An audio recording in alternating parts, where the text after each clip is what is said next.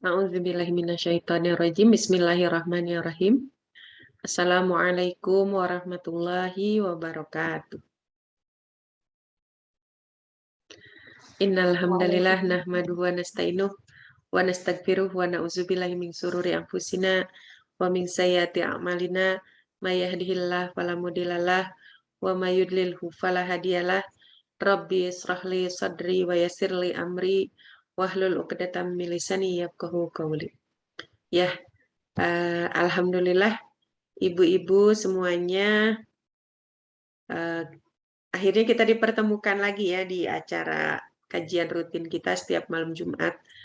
Insya Allah malam ini kita akan membahas satu tema yang sedang viral ya akhir-akhir ini.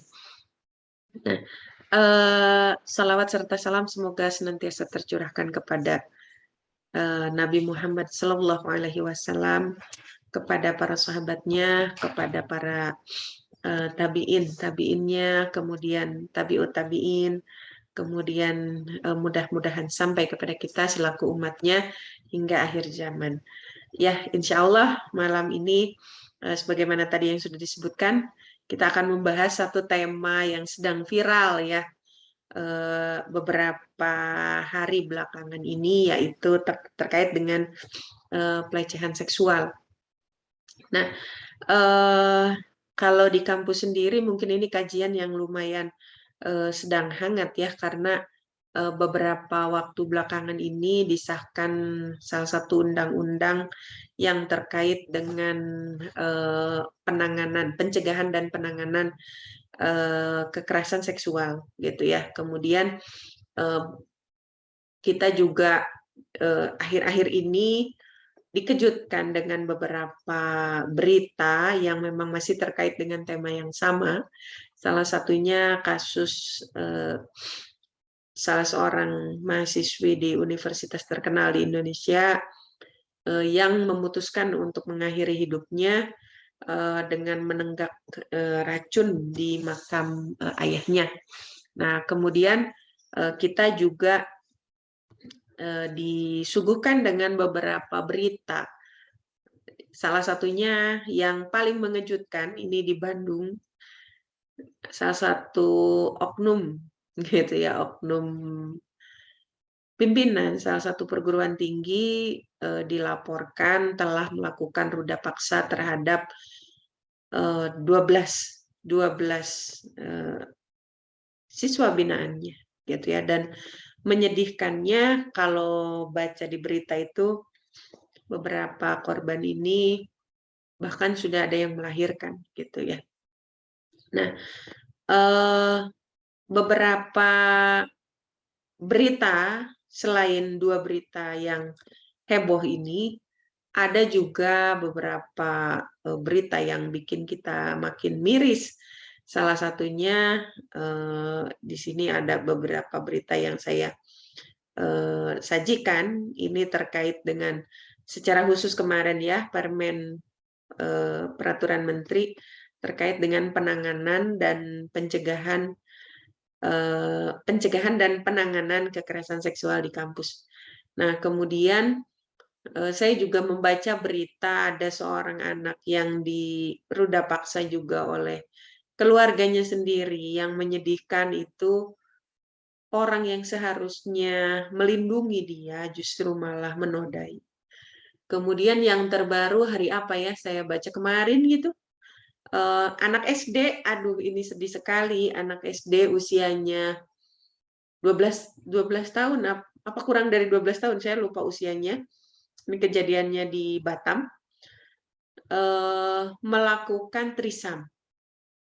Nah, mungkin istilah ini agak aneh atau agak asing di telinga kita ya, tapi kalau kita baca, ini menyedihkan gitu ya. Jadi melakukan hubungan seksual, perempuannya 1, laki-lakinya 2 dalam waktu yang bersamaan. Nah, ini kan sedih. Dan si anak SD ini dengan usia yang masih kecil, awalnya nggak ketahuan.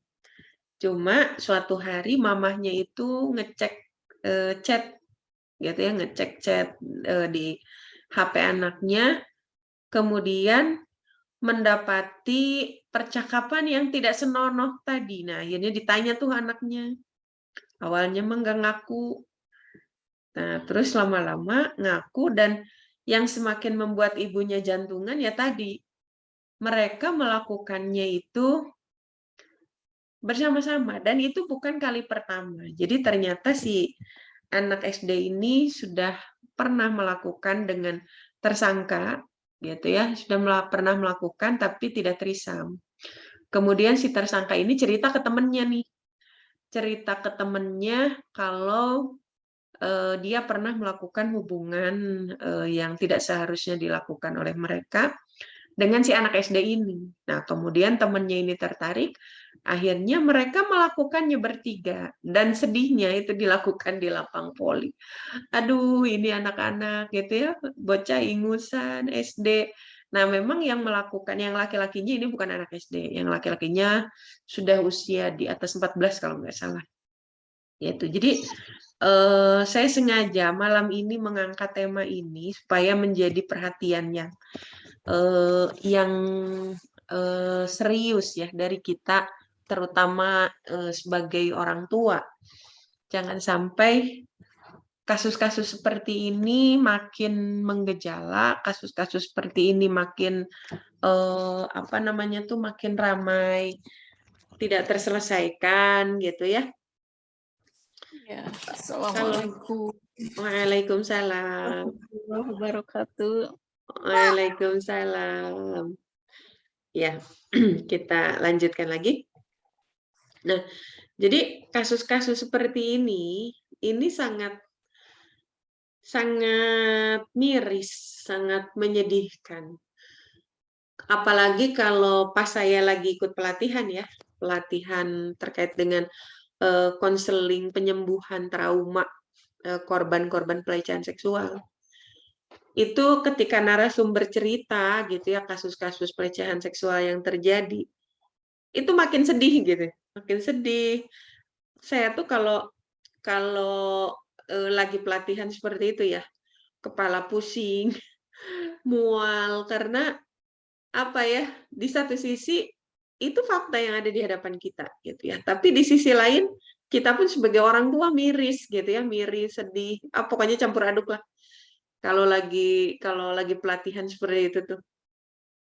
Pernah salah seorang narasumber itu cerita. Ini kasusnya di Sumedang. Jadi ada anak sekolahan itu dibawa sama supir. Dibawa sama supir angkot, kemudian diajak belanja dulu gitu ya.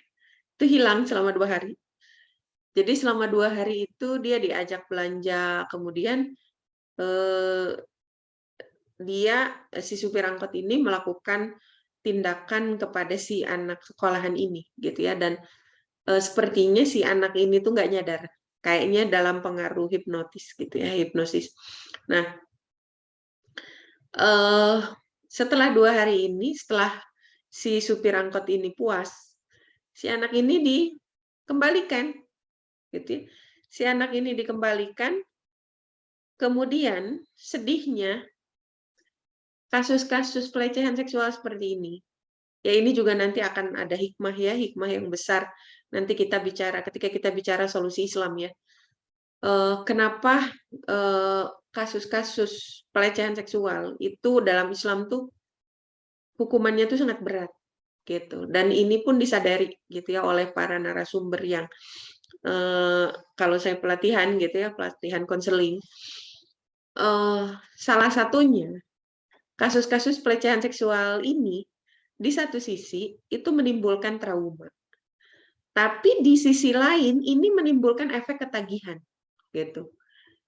Jadi ada satu efek kenikmatan yang ditimbulkan dari hubungan seksual ini gitu. Walaupun itu dalam pengaruh paksaan gitu. Nah, ini yang menyedihkan. Kembali ke cerita anak sekolahan tadi.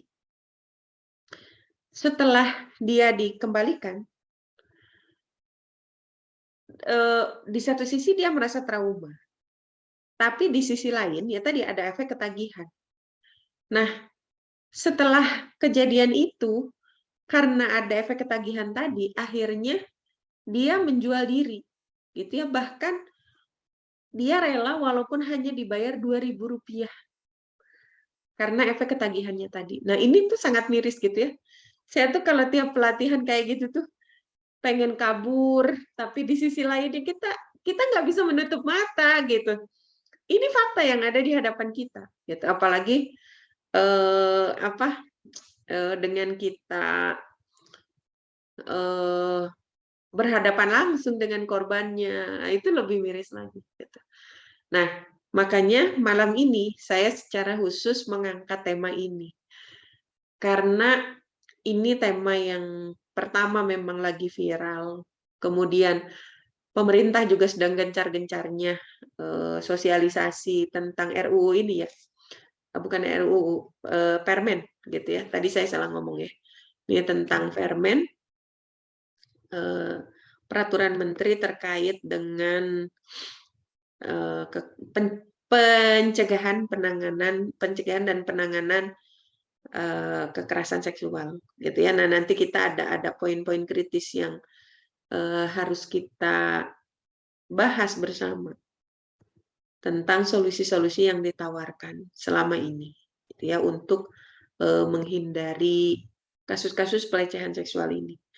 Nah, di satu sisi kita apresiasi gitu ya, pemerintah berusaha untuk melaksanakan pencegahan-pencegahan. Tapi di sisi lain bukan berarti apresiasi kita atas niat baik mereka untuk menyelesaikan kasus-kasus pelecehan seksual ini akhirnya menutup kekritisan kita semua gitu ya. Kita sebagai orang tua tentunya kan merasa was-was juga gitu ya, apalagi kalau kita baca di berita banyak pro dan kontra ya terkait dengan Permen PPKS ini gitu ya, karena terutama ada beberapa pasal yang dianggap bermasalah, salah satunya adalah di pasal 5 itu disebutkan terkait dengan definisi kekerasan seksual itu ada kalimat atas persetujuan korban. Nah, ini yang jadi banyak mengundang polemik. Berarti kalau atas persetujuan korban bukan kekerasan seksual dong, gitu. Nah, jadi ini yang banyak dipertanyakan banyak kalangan. Jadi ini tuh Permen ini tuh untuk mencegah kasus-kasus kekerasan seksual ataukah ada maksud yang lain gitu ya. Ini yang menjadi banyak polemik gitu ya, termasuk beberapa kalangan di antaranya beberapa guru besar yang menyampaikan pendapatnya bahwasannya RUU ini Permen ini sedikit bermasalah karena tadi secara tidak langsung untuk zina yang suka sama suka itu tidak masuk ke poin ini. Nah, kalau memang mau memberantas kejahatan seksual ya udah berantas kalian gitu. Jangan sampai orang yang suka sama suka kan sama-sama zina gitu. Kenapa ini nggak dipermasalahkan? Nah, ini salah satu pro dan kontra yang terjadi. Nah, ini yang akan kita bahas. Sebetulnya bukan hanya Permen ini ya. Apa namanya tuh? Kita bahas secara keseluruhan. Karena kalau Permen ini kan dikhususkan di kampus ya. Nah, sementara kejadian-kejadian pelecehan seksual itu bukan hanya di kampus gitu ya, tapi juga di tempat-tempat lain bahkan di rumah gitu ya, di rumah oleh orang-orang yang memang seharusnya menjadi pelindung mereka. Nah, ini yang membuat miris kita semua ya.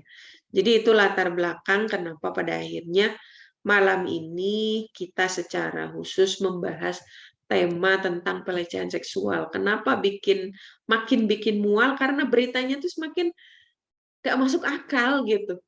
Nggak masuk akalnya tuh ya kayak berita yang tadi gitu ya, ada salah seorang anak yang diruda paksa oleh pamannya, kakeknya, kemudian sepupunya gitu ya, sedih banget gitu yang harusnya orang-orang melindungi tapi mereka justru malah merusak masa depannya.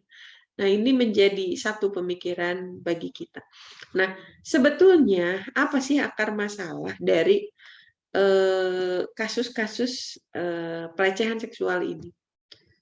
Banyak yang menyampaikan kekerasan seksual ini terkait dengan laki-laki katanya yang tidak bisa menahan hawa nafsunya. Gitu ya, banyak aktivis-aktivis yang menyampaikan laki-laki tuh matanya nafsunya itu harus disekolahin gitu. Jangan lihat perempuan dikit langsung tergoda gitu. Nah, ada juga pihak yang menyebutkan kata yang laki-lakinya teh gitu ya. Banyak yang menjawab, ya itu udah laki-laki juga nggak akan tergoda, ibaratnya kayak kucing katanya gitu. Kucing kan nggak akan maling kalau nggak ada ikannya gitu. Gitu ya, banyak juga yang beralasan seperti itu. Jadi jangan salahin laki-lakinya dong, gitu kan? Salahin juga perempuannya, kenapa pakai baju minim, gitu kan? Ada juga yang menyampaikan seperti itu. Nah, kalau kita bahas dalam polemik ini, kita akan terjebak, gitu ya. Jadi dalam hal ini siapa yang salah? Kata yang perempuan, laki-laki sih nggak bisa jaga pandangannya, nggak bisa jaga nafsunya. Lihat perempuan mencrang dikit dia tertarik. Kemudian ada juga yang menyampaikan, ya perempuannya suruh siapa? Kamu nggak bibita lah kalau kata orang Sunda gitu ya, nggak bibita. Jadi aja laki-laki juga kabita gitu. Nah, kita tidak akan bahas di dalam polemik ini gitu. Kita bahas dari sesuatu yang paling akar. Salah satu kasus kita ambil, gitu ya. Kasus tadi ya, anak SD yang bikin miris, yang trisam di lapang poli, di lapang poli di pinggiran kebun kalau nggak salah. Saya udah lupa lagi itu ya beritanya, dan saya juga nggak mau nginget-nginget beritanya, soalnya sedih banget itu baca itu. Nah, kasus yang anak SD ini, dan juga beberapa kasus pelecehan seksual yang terjadi.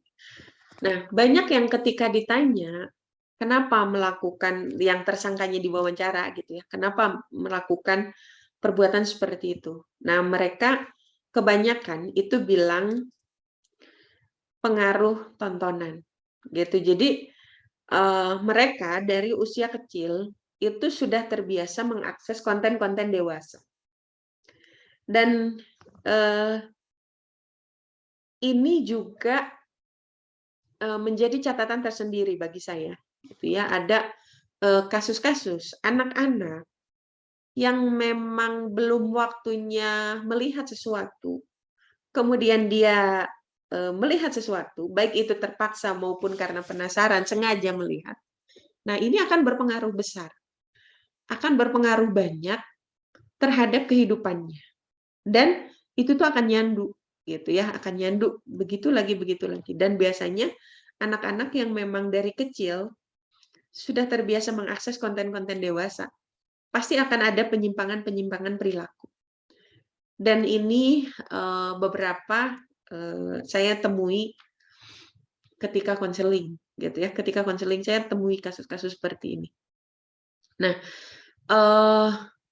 kembali ke pendapat tadi salah seorang narasumber ketika saya pelatihan, ya parahnya dari kasus-kasus ruda paksa ini,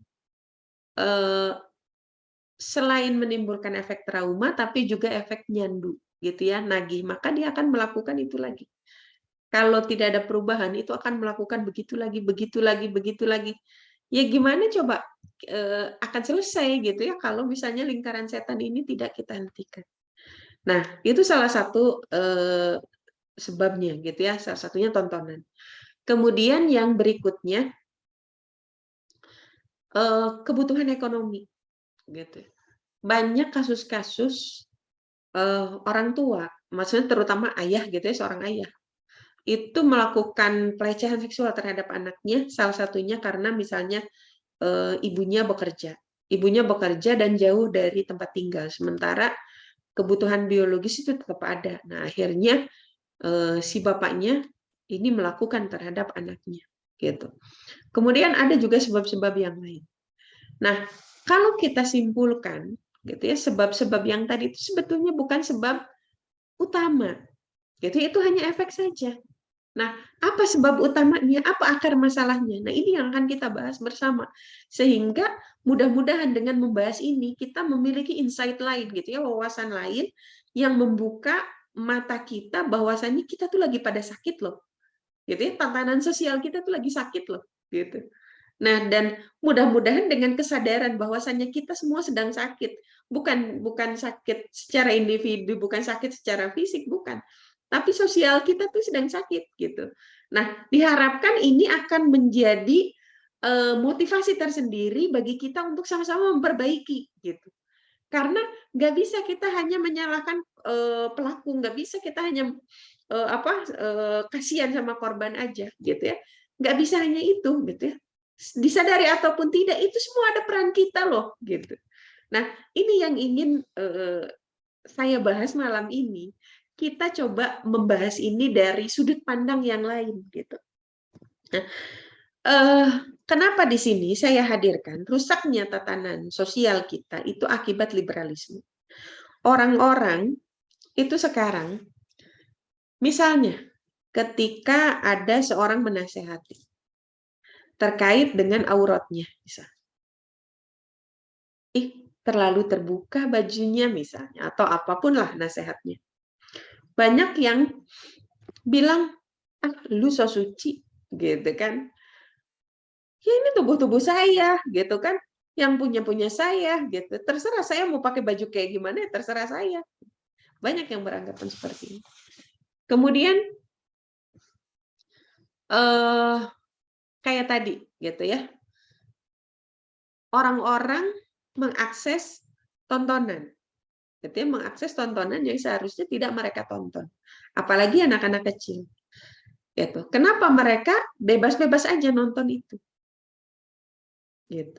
Banyak yang orang tuanya ketika dikasih tahu misalnya sama tetangganya atau sama siapa gitu ya, kayaknya ini sudah harus warning gitu ya bagi kita untuk memperhatikan tontonan anak-anak kita.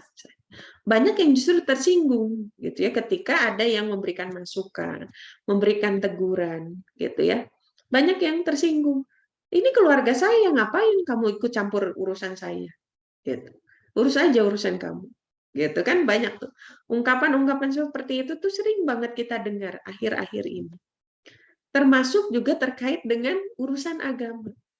Gitu ya, bahkan kita sering mendengar gitu ya, para tokoh itu menyampaikan, udahlah, nggak usah memperdalam agama, gitu.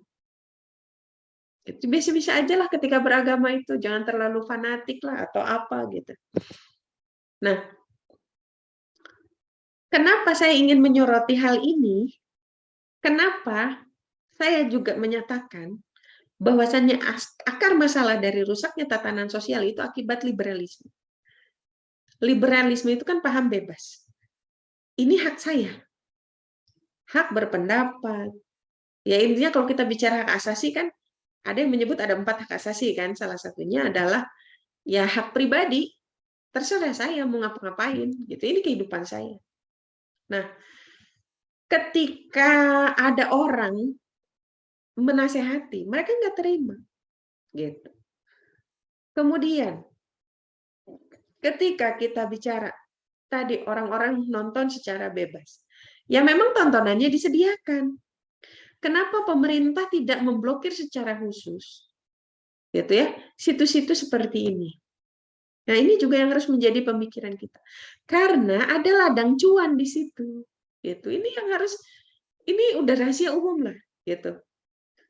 Gitu ya, ada ladang cuan. Kemudian kenapa nggak ditutup usaha-usaha yang memang terkait dengan hal-hal yang akan menjurus kepada pelecehan seksual ini ditutup sama sekali. Gitu ya. Salah satunya apa? Miras. Miras.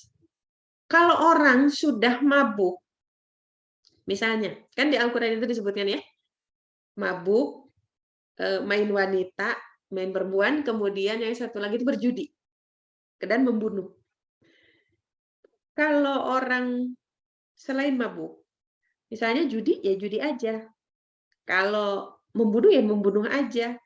Kalau main perempuan, ya main perempuan aja.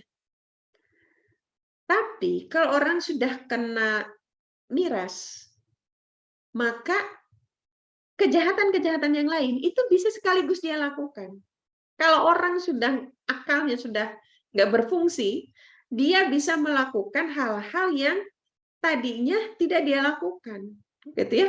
Kalau orang berada di dalam pengaruh alkohol, itu bisa jadi dia main perempuan iya, judi iya, membunuh juga iya, gitu. Jadi ini semuanya bisa dia lakukan. Nah, kenapa produk-produk miras ini tidak dihancurkan? Karena ada ladang cuan di situ, gitu. Nah, kenapa kok orang tuh mikirnya cuan? Kenapa orang tuh nggak mikir jauh ke depan? Ya karena mereka mulai memisahkan agama dari kehidupan. Sholat sih jalan, tapi untuk aturan-aturan kehidupan jangan bawa-bawa agama, gitu. Jangan bawa agama. Kalau mau apa namanya tuh? Kalau mau sholat, oke, itu kan urusan pribadi. Tapi urusan kehidupan, agama lu jangan dibawa-bawa, gitu.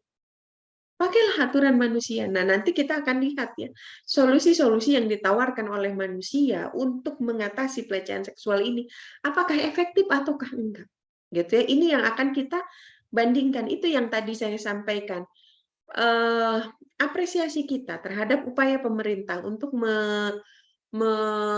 mengatasi gitu ya pelecehan seksual khususnya di kampus dengan adanya permen tadi. Nah, bukan berarti akhirnya menutup kekritisan kita gitu, karena walau bagaimanapun kita sebagai orang tua agak was-was juga gitu kan, kalau misalnya ternyata solusi yang ditawarkan oleh pemerintah ini tidak sampai menyentuh akar masalah gitu ya, karena kita punya anak gitu ya, kitanya sendiri juga was-was gitu, apalagi pas mikir aduh ada anak-anak, gimana kalau anak-anak nanti sudah besar, ketakutan-ketakutan itu akan senantiasa ada, makanya kekritisan ini gitu ya harus kita bangun untuk apa? Untuk sama-sama mencari solusi hakiki. Nah, untuk dapat untuk dapat solusi hakiki, maka kita harus tahu akarnya. Akarnya itu apa? Gitu. Nah, salah satunya adalah paham kebebasan ini. Gitu. Ketika misalnya orang pacaran ditegur, nggak terima. Tapi begitu sudah kejadian, nangis-nangis, stres, depresi, gitu. Nah, jangan sampai kita ngalamin dulu kayak gitu baru kita nyadar kan. Gitu ya, lebih baik kita ditegur duluan daripada kejadian nanti di belakangnya, gitu kan seperti itu. Gitu. Kemudian rusaknya tatanan sosial kita, salah satunya tadi, gitu ya. Kenapa sekarang itu para perempuan itu dimudahkan untuk bekerja, sementara laki-laki itu sulit untuk mendapatkan lapangan pekerjaan. Nah, ini juga satu masalah sosial kita. Ketimpangan-ketimpangan ini, ibu-ibunya pada keluar, bapak-bapaknya di rumah, ngasuh anak, gitu ya. Sementara kebutuhan biologisnya tidak terpenuhi, akhirnya cari mangsa. Gitu. Jadi cari mangsa. Nah, kalau kurang pemahaman, gitu ya, kurang kuat, gitu, dia bisa saja memangsa anak-anaknya. Nah, ini yang menyedihkan. Kemudian itu baru bicara ekonomi, belum bicara yang lain. Gitu. Ketika manusia diserahkan untuk mengatur urusannya, disitulah letak petakannya. Kenapa? Kan liberalisme itu bagaimana kita menyerahkan individu-individu ini untuk mengatur kehidupannya sendiri kan? Gitu ya. Untuk menentukan kehidupannya sendiri. Gitu. Nah, kenapa kita harus mengkritisi ini? Kenapa saya sampaikan di sini? Rusaknya tatanan sosial itu salah satunya adalah akibat paham-paham liberalisme ini. Ketika manusia dibiarkan untuk mengatur urusan kehidupannya, apalagi mengatur urusan kehidupan orang lain, maka sudah bisa dipastikan bahwasannya itu pasti tidak akan benar. Kenapa? Balik ke karakter manusia itu sendiri. Kita adalah makhluk ciptaan. Yang namanya ciptaan itu penuh dengan kelemahan. Yang namanya ciptaan itu penuh dengan keterbatasan. Yang namanya ciptaan itu pasti akan bergantung kepada zat yang maha kuat, akan bergantung kepada selainnya. Nah, bagaimana mungkin kita yang lemah ini bisa melakukan sesuatu gitu ya, menghasilkan aturan-aturan yang akan menguatkan orang kita aja pada dasarnya lemah. Jangankan untuk mengatur orang lain, mengatur diri kita sendiri saja kita sering salah. Gitu.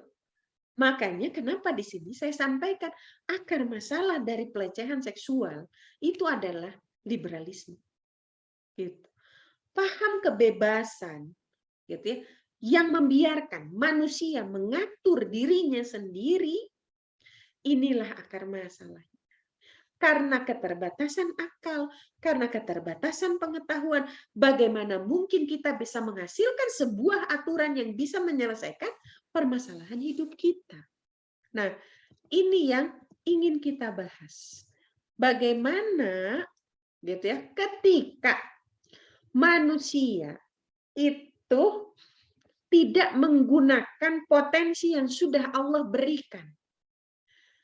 Di sini di Quran surat Al-A'raf ayat 179, Allah menyampaikan, dan sesungguhnya kami jadikan isi jahanam kebanyakan dari jin dan manusia. Kenapa? Mereka mempunyai kolbu di sini akal ya. Tidak dipergunakan untuk berpikir. Mereka mempunyai mata, tapi tidak dipergunakan untuk melihat. Mereka mempunyai telinga, tapi tidak dipergunakan untuk mendengar. Mereka itu sebagai binatang ternak, disamakan dengan binatang ternak. Bahkan mereka lebih sesat lagi. Ketika manusia tidak menggunakan akal yang sudah Allah anugerahkan kepada mereka, ya bagaimana mungkin mereka bisa jadi seorang manusia? Kan yang membedakan manusia dengan makhluk yang lainnya itu adalah akalnya. Dan salah satu ciri akal berfungsi adalah dia bisa berpikir. Ketika dia bisa berpikir, maka dia akan belajar. Proses pembelajaran itu menunjukkan bahwasannya dia manusia. Oke, dia berbuat kesalahan, tapi ketika dia benar-benar manusia, maka dia akan mempelajari kenapa saya berbuat kesalahan. Maka dia tidak akan mengulang kesalahan yang sama. Itulah ciri manusia. Akalnya berfungsi. Dia berpikir. Ketika manusia masih jatuh ke dalam lubang yang sama, Rasulullah menyampaikan manusia itu seperti apa? Keledai. Keledai itu apa? Keledai itu kan semacam kuda ya. Satu famili lah. Itu ya masih semacam kuda, tapi dia mungkin kalau kita bicara intelektualitas itu lebih kurang daripada kuda gitu. Nah, kalau keledai itu kan binatang, hewan. Ketika dia jatuh ke satu lubang, besoknya dia lewat jalan itu lagi, jatuh lagi ke lubang itu. Wajar. Kenapa dia tidak punya akal? Kan salah satu fungsi akal adalah untuk pembelajaran. Dia nggak bisa mengevaluasi, dia nggak bisa nginget-nginget, oh di situ tuh ya, di jalan itu tuh ada lubang. Oh besok-besok saya kalau lewat situ lagi, saya akan hati-hati. Dilihat tuh cirinya. Oh sebelah situ lubangnya itu, sebelum ketemu lubang itu, di sini ada rumah nih, rumahnya warna kuning misalnya catnya. Nah dia nggak akan sedetil itu. Kenapa? Orang dia nggak punya akal. Ya wajar besoknya dia lewat situ lagi, kecemplung lagi tuh ke lubang yang sama. Nah, kalau manusia berbuat seperti itu, nggak ada bedanya dengan keledai. Kenapa? Karena dia tidak menggunakan akalnya untuk berpikir. Padahal dengan akalnya itu dia akan mampu untuk membedakan. Dia akan mampu untuk melakukan sebuah penelitian. Kenapa ya kemarin saya jatuh di lubang itu? Oh, karena saya nggak hati-hati, karena saya nggak merhatiin tuh lingkungan sekitar. Oh, karena kemarin tuh ada batu sebelumnya, makanya saya tersandung batu itu, kemudian saya jatuh ke lubang di depannya. Karena dia manusia, oh jalannya tuh rusak. Biar tidak saya jatuh lagi ke situ, berarti saya harus benerin. Biar orang-orang juga nggak jatuh ke lubang yang sama, ya saya benerin. Itulah manusia. Ada proses pembelajaran, ada proses perubahan. Kalau kita nggak ada pembelajaran, nggak ada perubahan, berarti jangan ngaku kita sebagai manusia. Karena salah satu potensi yang Allah berikan adalah kalbu. Kemudian di sini Allah menyebutkan, dan mereka mempunyai mata tapi tidak dipergunakan untuk melihat. Gitu. Matanya sih ada, fisiknya ada, tapi dia tidak digunakan untuk melihat. Melihat di sini bukan hanya melihat secara zahir, tapi melihat dalam artian meneliti, menyaksikan, gitu ya. Kemudian menelaah. Nah, itu juga melihat. Kemudian mereka punya telinga, tapi mereka tidak pergunakan untuk mendengar. Gitu ya. Kalau saya bercanda sama teman-teman, itu kuping apa aksesoris? Itu mata apa aksesoris? Gitu ya. Kenapa? Matanya ada, kupingnya ada, tapi dia tidak memahami, dia tidak mencerna apa yang dia dengar, apa yang dia lihat. Makanya wajar. Di sini di Quran surat Al-A'raf ayat 179, Allah menyamakan kita dengan binatang ternak. Bahkan lebih sesat lagi dari binatang ternak. Ketika apa? Ketika kita tidak mengoptimalkan akal yang Allah berikan kepada kita untuk proses pembelajaran. Karena manusia itu lemah, terbatas, membutuhkan. Maka sudah selayaknya dia menyerahkan aturan-aturan kehidupannya kepada zat yang maha mengetahui tentang dia. Karena kalau manusia diserahkan membuat aturan untuk dirinya maupun untuk orang lain, maka pasti akan penuh kelemahan. Gitu. Itu yang tadi saya sampaikan, kenapa akar masalahnya itu di liberalisme ini. Karena dengan paham liberalisme ini, manusia diserahkan untuk menentukan apa yang terbaik buat dirinya, manusia diserahkan untuk membuat aturan untuk dirinya. Padahal kita penuh dengan kelemahan. Sejago apapun manusia, sejenius apapun manusia, tetap dia punya kelemahan. Nah, karena manusia itu punya kelemahan, karena manusia itu penuh dengan keterbatasan, wajar ketika solusi-solusi yang di-create oleh mereka itu tidak menyelesaikan masalah sampai ke akar-akarnya. Contohnya, ini bedanya Islam dengan selain Islam, aturan selain Islam. Aturan selain Islam itu dibuat biasanya berdasarkan fakta dulu. Oh, kayak sekarang nih. Oh, banyak pelecehan seksual di kampus. Ya udah, kita harus bikin aturan nih. Atau banyak anak-anak yang jadi korban kekerasan, banyak anak-anak yang jadi korban pelecehan, banyak anak-anak yang jadi korban eksploitasi ekonomi, misalnya. Ya udah kalau gitu kita bikin undang-undang perlindungan anak. Nah, wajar solusi-solusi yang ditawarkan oleh ideologi gitu ya, yang diciptakan oleh manusia, wajar. Solusi itu baru ada kalau ada kejadian. Karena manusia punya keterbatasan, dia tidak bisa menerawang sesuatu yang belum terjadi. Maka kejadian dulu bikin aturan. Udah gitu, aturan yang sudah dibikin diuji cobakan kan? Kayak kita uji coba dulu, cocok enggak aturannya? Ternyata kata yang ini cocok, kata yang ini enggak. Ya wajar, kenapa? Yang namanya aturan buatan manusia enggak akan cocok untuk semua orang. Kenapa? Karena punya keterbatasan. Dan satu lagi karakter manusia, manusia itu tidak lepas dari kepentingan. Maka ketika dia diserahkan tugas untuk membuat aturan, maka aturan-aturan itu tidak akan lepas dari kepentingannya dia, kepentingan golongannya dia, dan kepentingan gitu ya. Selain itu, pasti akan dipengaruhi oleh kepentingan. Karena kelemahan kan, kita lemah, nggak bisa menerawang, nggak bisa membahas secara utuh, nggak bisa memetakan secara utuh karena keterbatasan kita.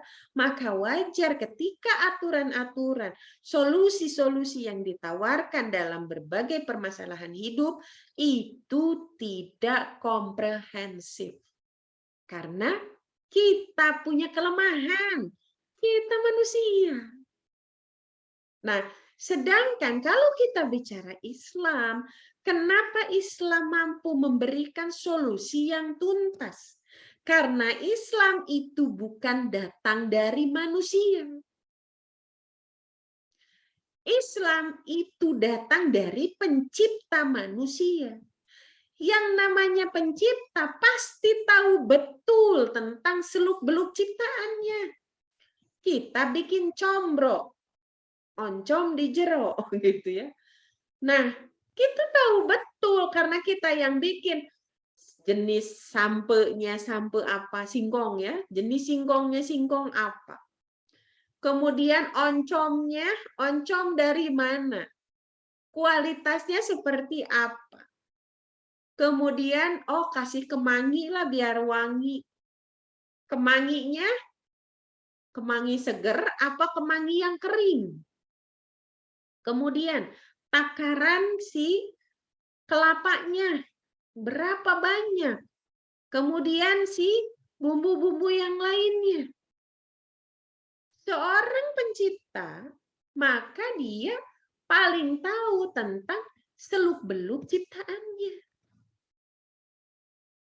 Karena dia yang menciptakan kan?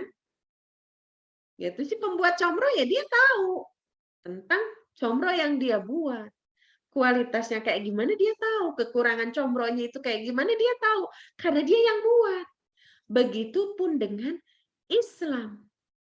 Islam itu dibuat oleh penciptanya manusia. Maka apa yang diajarkan di dalam Islam pasti akan cocok untuk manusia. Ada kok manusia yang nggak cocok. Pasti ada masalah dalam dirinya. Masalah apa? Bisa ego. Gitu ya. Contoh, ketika Islam turun di Mekah, apakah orang Mekah tidak percaya dengan apa yang disampaikan oleh Rasulullah? Apakah mereka tidak percaya dengan apa yang diajarkan oleh Rasulullah? Percaya. Kenapa? Siapa seorang Muhammad Shallallahu Alaihi Wasallam sebelum diutus oleh Allah, beliaulah orang yang paling dipercaya oleh orang Mekah. Ketika mereka bertengkar, yang menjadi hakim siapa? Muhammad, gitu ya, Rasulullah yang menjadi hakim. Ketika Rasulullah bawa ajaran baru, apa mereka nggak percaya? Percaya, tapi mereka tidak mau menjadikan ajarannya Muhammad itu satu-satunya pegangan mereka. Kenapa? Bisa jadi karena ego, gitu ya, gengsi, gitu ya. Saya udah caci maki Muhammad, masa saya ikut aturannya Muhammad? Bisa jadi karena ego kekuasaan. Kalau saya ikut aturannya Muhammad, saya jadi bawahannya Muhammad. Padahal saya ini tokoh, gitu ya. Nanti saya ditinggalkan oleh kaum saya. Bisa jadi karena itu. Makanya kenapa Islam itu pasti cocok dengan seluruh manusia karena dibuat oleh penciptanya manusia. Dan salah satu karakter Islam, karena Islam ini agama terakhir yang Allah turunkan dan tidak ada agama lain selain Islam, maka seluruh ajaran-ajarannya sudah Allah sempurnakan. Dan salah satu ciri khas Islam adalah turun dalam bentuk-bentuk yang global. Di satu sisi terperinci, tapi di sisi lain turun dalam bentuk global. Kenapa? Supaya dari yang global ini bisa dikaji, bisa difahami, bisa diturunkan aturan-aturan yang lebih terperinci lagi. Sehingga masalah apapun yang dihadapi oleh manusia pasti bisa diselesaikan oleh Islam. Inilah bedanya. Solusi yang ditawarkan oleh selain Islam dengan solusi yang ditawarkan oleh Islam. Dan ciri khas Islam yang membedakan dengan aturan-aturan selain Islam adalah tidak bersifat pragmatis. Ada fakta, ada masalah, baru dicari. Bukan. Tapi Islam solusinya itu komprehensif. Mau ada masalah, mau nggak ada masalah, aturannya sudah jelas, termasuk dalam perkara pelecehan seksual ini. Mari kita tengok bagaimana Islam menawarkan solusi. Nah, ini yang akan kita bahas. Lagi-lagi di sini saya meminjam istilah-istilah kedokterannya. Gitu ya, istilah-istilah dunia kesehatan. Ada solusi yang sifatnya promotif, ada solusi yang sifatnya preventif, ada solusi yang sifatnya kuratif, dan ada solusi yang sifatnya rehabilitatif. Dalam perkara ini, kalau kita bicara solusi yang sifatnya ini promotif, maka solusi-solusi yang ditawarkan adalah solusi-solusi yang dia akan meningkatkan imun kalau dalam kesehatan ya. Jadi bagaimana kita harus menjaga pola hidup, pola makan, pola istirahat sehingga imun tubuh kita bagus. Gitu. Jadi belum secara spesifik ke penyakit tertentu pencegahannya. Jadi sisi yang sebelah kiri gitu ya, yang ini yang promotif, kemudian yang preventif, ini sifatnya pencegahan. Sedangkan kalau kuratif dan rehabilitatif, ini sifatnya itu udah kejadian.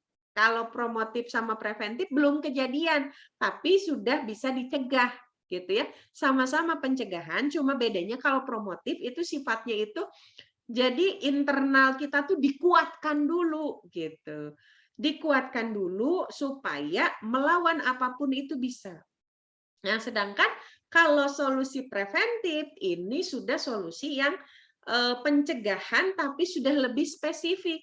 Misalnya, kalau kita bicara COVID nih, sebelum COVID, mau ada COVID, mau nggak ada COVID, kita kan sudah diajarkan tuh dari dulu bagaimana pola hidup bersih, kemudian pencahayaan rumah harus bagus, kemudian ventilasi rumah harus bagus. Kenapa?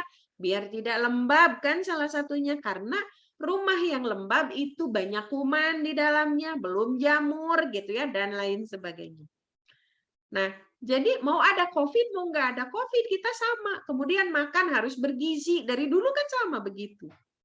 Nah, begitu ada COVID, kita ada pencegahan lain. Jadi selain pola-pola yang biasa kita lakukan sehari-hari, ada pencegahan yang lebih spesifik, yaitu apa? Pakai masker, gitu ya. Kemudian cuci tangan. Kemudian apa? 5M ya, 5M. Memakai masker, mencuci tangan, menjaga jarak, terus apa lagi duanya? Lupa. Ya pokoknya 5M aja. Nah itu preventif kan, pencegahan ketika sudah spesifik pencegahan terhadap penyakit apa. Gitu. Kalau promotif pencegahan tapi pencegahan yang sifatnya itu umum. Kemudian kalau sudah terjadi ini, gimana kalau udah kena COVID nih? Maka ada solusi kuratif dan solusi rehabilitatif. Kuratif itu kayak gimana? Ya dikasih obat-obatan gitu ya. Kayak saya dulu waktu kena COVID, itu ada vitaminnya, kemudian ada obat-obatannya dan lain sebagainya. Nah, kemudian kalau rehabilitatif ini penyembuhan tapi sifatnya itu lebih ke rehabilitasi gitu ya. Udah sembuh nih kita dari COVID, tapi ternyata ada gejala long COVID-nya lah, lelusnya ya, ibarat kayak kita habis perang, gitu ya, perangnya sih udah beres, udah selesai, tapi kan bekas perang itu ada apa namanya tuh gedung-gedung yang rusak, jalan-jalan rusak, nah kan harus direhabilitasi tuh, gitu ya. Nah itu bedanya solusi-solusi ini kalau dari sisi kesehatan. Nah sekarang bagaimana Islam menawarkan solusi-solusi ini? Gitu ya, untuk mencegah adanya perilaku kekerasan seksual atau pelecehan seksual. Pertama, solusi yang sifatnya promotif. Ada sesuatu yang sifatnya individu, masyarakat, kemudian juga negara. Jadi 3 komponen ini kalau dalam Islam ini pilarnya nih. Individu, masyarakat, negara. Secara individu, Islam itu mewajibkan setiap individu ini memiliki keimanan yang kokoh. Nah, Bagaimana caranya untuk mendapatkan keimanan yang kokoh? Maka Islam mewajibkan setiap muslim, baik perempuan maupun laki-laki, wajib nyari ilmu. Nah, belajar lagi kan? Belajar itu salah satu cirinya manusia. Nah, karena akalnya dia pakai, gitu. Proses belajar itu salah satu cara untuk menyempurnakan akal kita. Karena kalau kita bicara akal itu kan bukan otak ya. Akal itu satu proses berpikir. Bagaimana yang dikatakan proses berpikir itu? Kita melihat atau mendengar atau meraba atau mencium, intinya mengindra. Mengindra fakta dengan panca indera, kemudian diolah tuh oleh otak kita. Gitu ya, dicari-cari nih maklumatnya, informasinya udah ada belum nih di kita? Oh, kalau sudah ada, maka langsung bisa dibikin kesimpulan. Kalau nggak ada, disimpan dulu, kita teliti dulu. Oh, sampai ada sebuah teori, oh ya teorinya begini. Oh, kalau ada begini itu begini. Ah, gitu ya. Nah, itu proses berpikir. Gitu. Nah, proses berpikir ini tidak akan berjalan kalau kita tidak belajar. Belajar dalam segala hal. Belajar tentang indranya saja, itu butuh waktu. Bagaimana kita mengasah ketajaman mata, bagaimana kita mengasah jauh dekatnya pandangan, kemudian bagaimana kita mengasah lebar jangkauan pandangan, gitu ya. Bagaimana kita bisa mensensing sesuatu walaupun kita tidak melihatnya, tapi kita tahu, oh ada benda ini, oh ada orang lewat, padahal kita nggak lihat. Nah itu tuh latihan, belajar mentraining mata kita, mentraining indera kita. Itu baru bicara inderanya, belum mentraining otaknya. Karena kan salah satu kita bisa berpikir, kalau kita bicara memproses, kita akan bicara cepat tidaknya, banyak tidaknya informasi. Itu kaitannya sama otak. Sehingga kita bisa melahirkan kesimpulan-kesimpulan. Maka secara tataran individu yang diwajibkan pertama oleh Islam adalah belajar. Ayat yang pertama turun, Iqra, bacalah, belajar. Gitu. Karena belajar itu cirinya manusia. Gitu. Saya sering sampaikan ya di kajian saya pernah ditanya oleh anak saya ketika dia malas belajar, "Bunda, kenapa sih Iba harus belajar? Iba pengennya main terus." Saya bilang, "Karena Ibah itu manusia. Kamu itu manusia. Makanya kamu harus belajar karena ciri khas manusia itu adalah belajar." Nah, Islam memerintahkan yang pertama adalah belajar. Karena tanpa belajar kita nggak mungkin mendapatkan keimanan yang kokoh.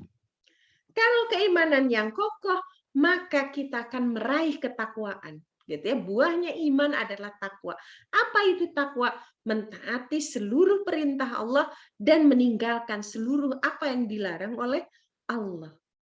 Nggak mungkin kita akan tumbuh sifat takwa ini kalau kita tidak memiliki keyakinan yang kokoh akan rukun iman. Gitu. Kemudian, buahnya takwa itu apa? Sikap waro. Hati-hati dalam berbuat. Dalam perkara apapun. Termasuk dalam masalah pergaulan. Kita akan sangat berhati-hati menjaga itu. Kenapa? Saya takut Allah nggak ridho. Gitu. Maka dia akan hati-hati. Itu tataran individu. Sekarang tataran masyarakat. Bagaimana Islam memerintahkan kepada masyarakat untuk aware terhadap apa-apa yang terjadi di lingkungannya. Jangan cuek. Gitu. Jangan nggak peduli. Gitu. Harus peduli. Salah satu contohnya adalah apa? Gitu ya, terkait dengan zina sendiri ya. Bagaimana Islam, ini nanti di preventif sebetulnya ya, yang contoh yang ini tuh lebih tepatnya di preventif. Bagaimana Islam menyebut Kalau ada salah seorang yang berzina, maka tetangganya 40 rumah, depan, belakang, kiri, kanan, tidak diterima sholatnya. Padahal sholat itu adalah amalan yang pertama yang akan ditanyakan oleh Allah. Nah, ancamannya tegas. Maka mau nggak mau kita aware kan terhadap lingkungan. Gitu. Bagaimana Islam memerintahkan kita untuk memperhatikan, lihat tuh tetangga kiri kanan. Bagaimana di hadis-hadis kalau kamu masak gitu ya, banyakin tuh kuahnya. Jadi tetangga-tetangga yang mencium wanginya, teka bagian walaupun kebagiannya kuahnya.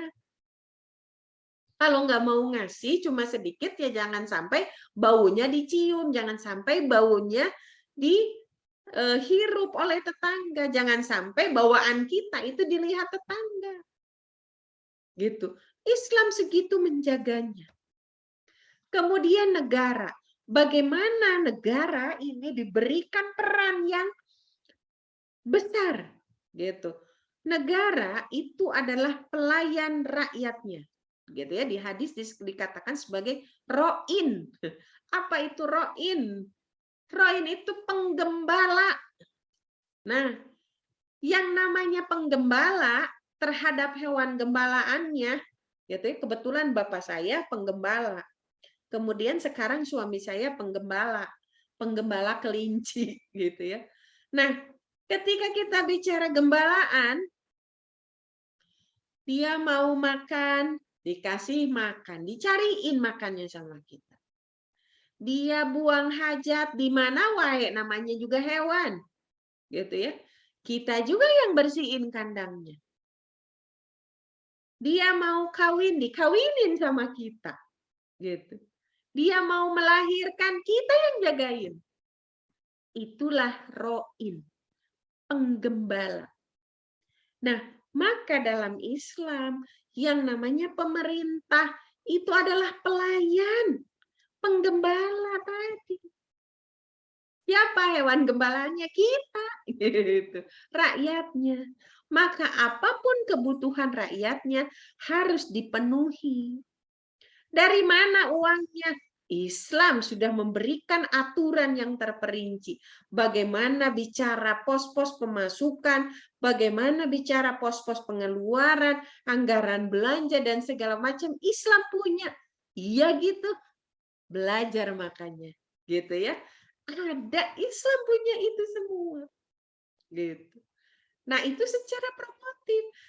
Islam memerintahkan kepada pelayan umat ini, kepada para pemerintah ini untuk apa?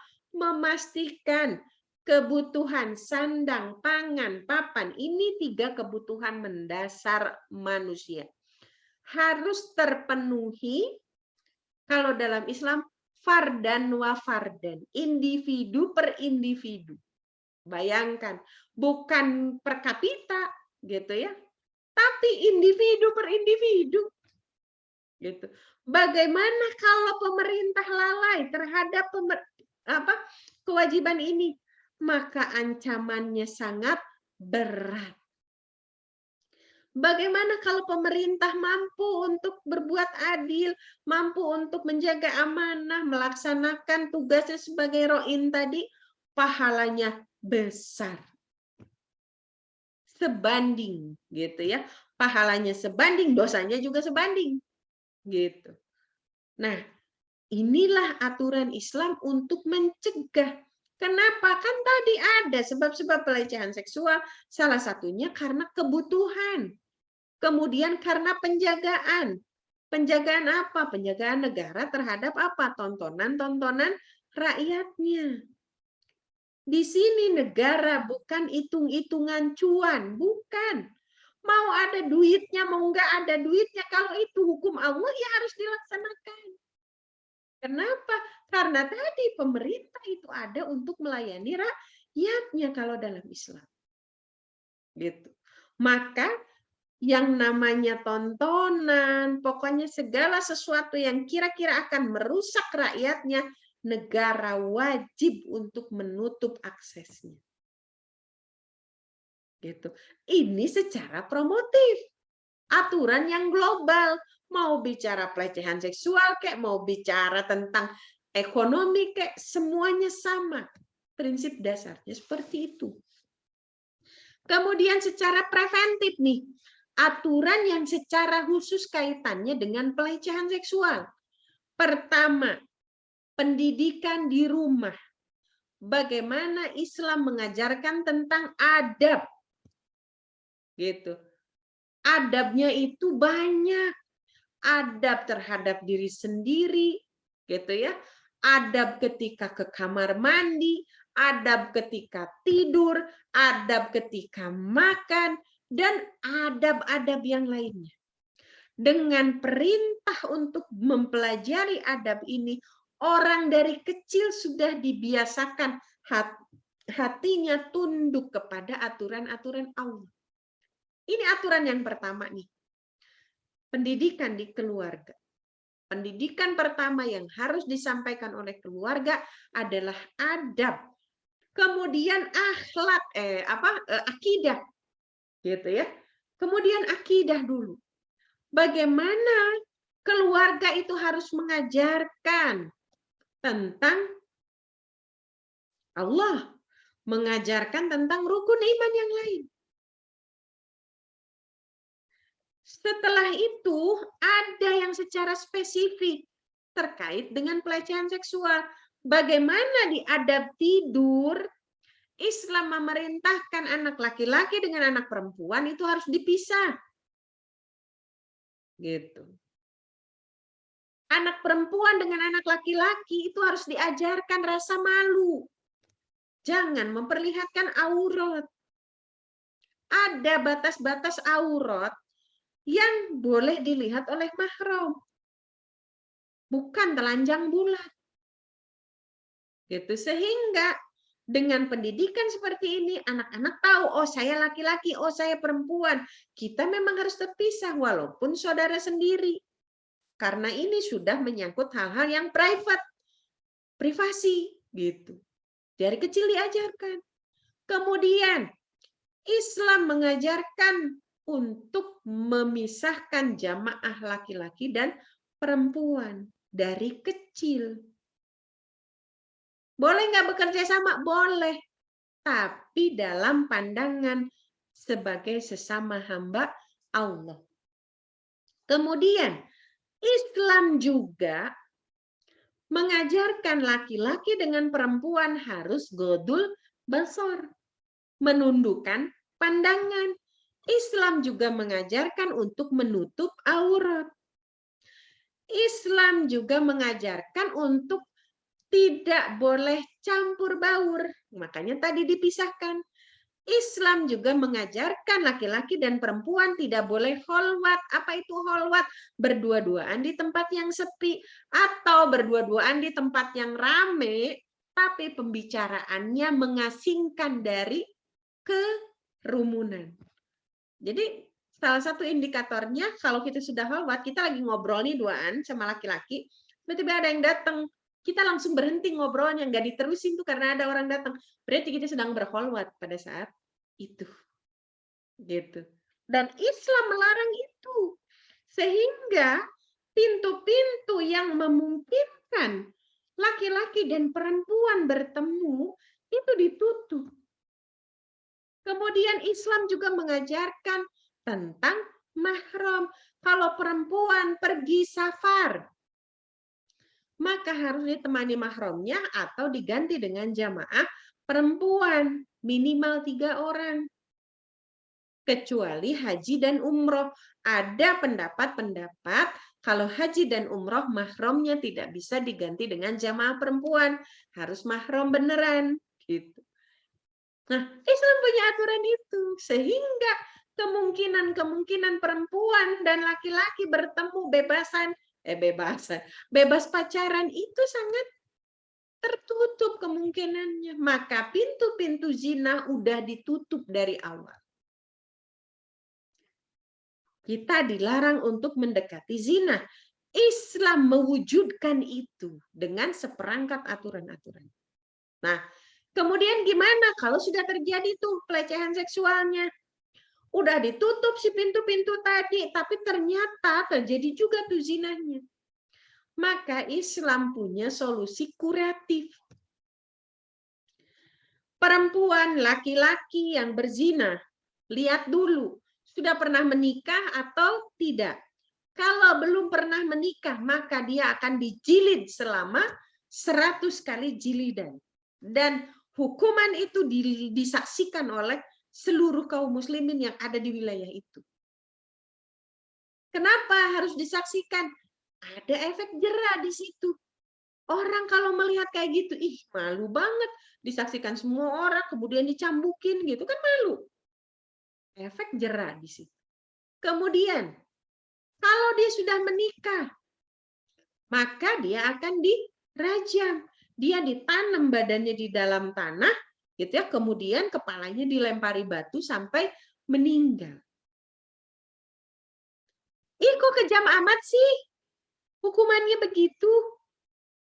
Lebih kejam mana penjahat-penjahat seksual itu berkeliaran. Kalau dia dibinasakan, maka kita sudah memutus rantai pelecehan seksual berikutnya. Itu bagi yang lain. Mencegah perilaku yang sama. Kemudian bagaimana untuk orang yang dirajamnya? Ketika hukum Islam diberlakukan di dunia, maka di akhirat dia tidak akan diadili dengan kriminalitas yang sama, dengan pelanggaran hukum syara yang sama. Karena sudah ditunaikan hukumannya di dunia. Dan seberat apapun hukuman di dunia itu jauh lebih ringan dibandingkan hukuman di akhirat. Bagaimana para pelaku zina kalau di akhirat? Dia ditusuk oleh besi panas dari kemaluannya sampai tembus ubun-ubunnya. Ditusuk kemudian rontok badannya.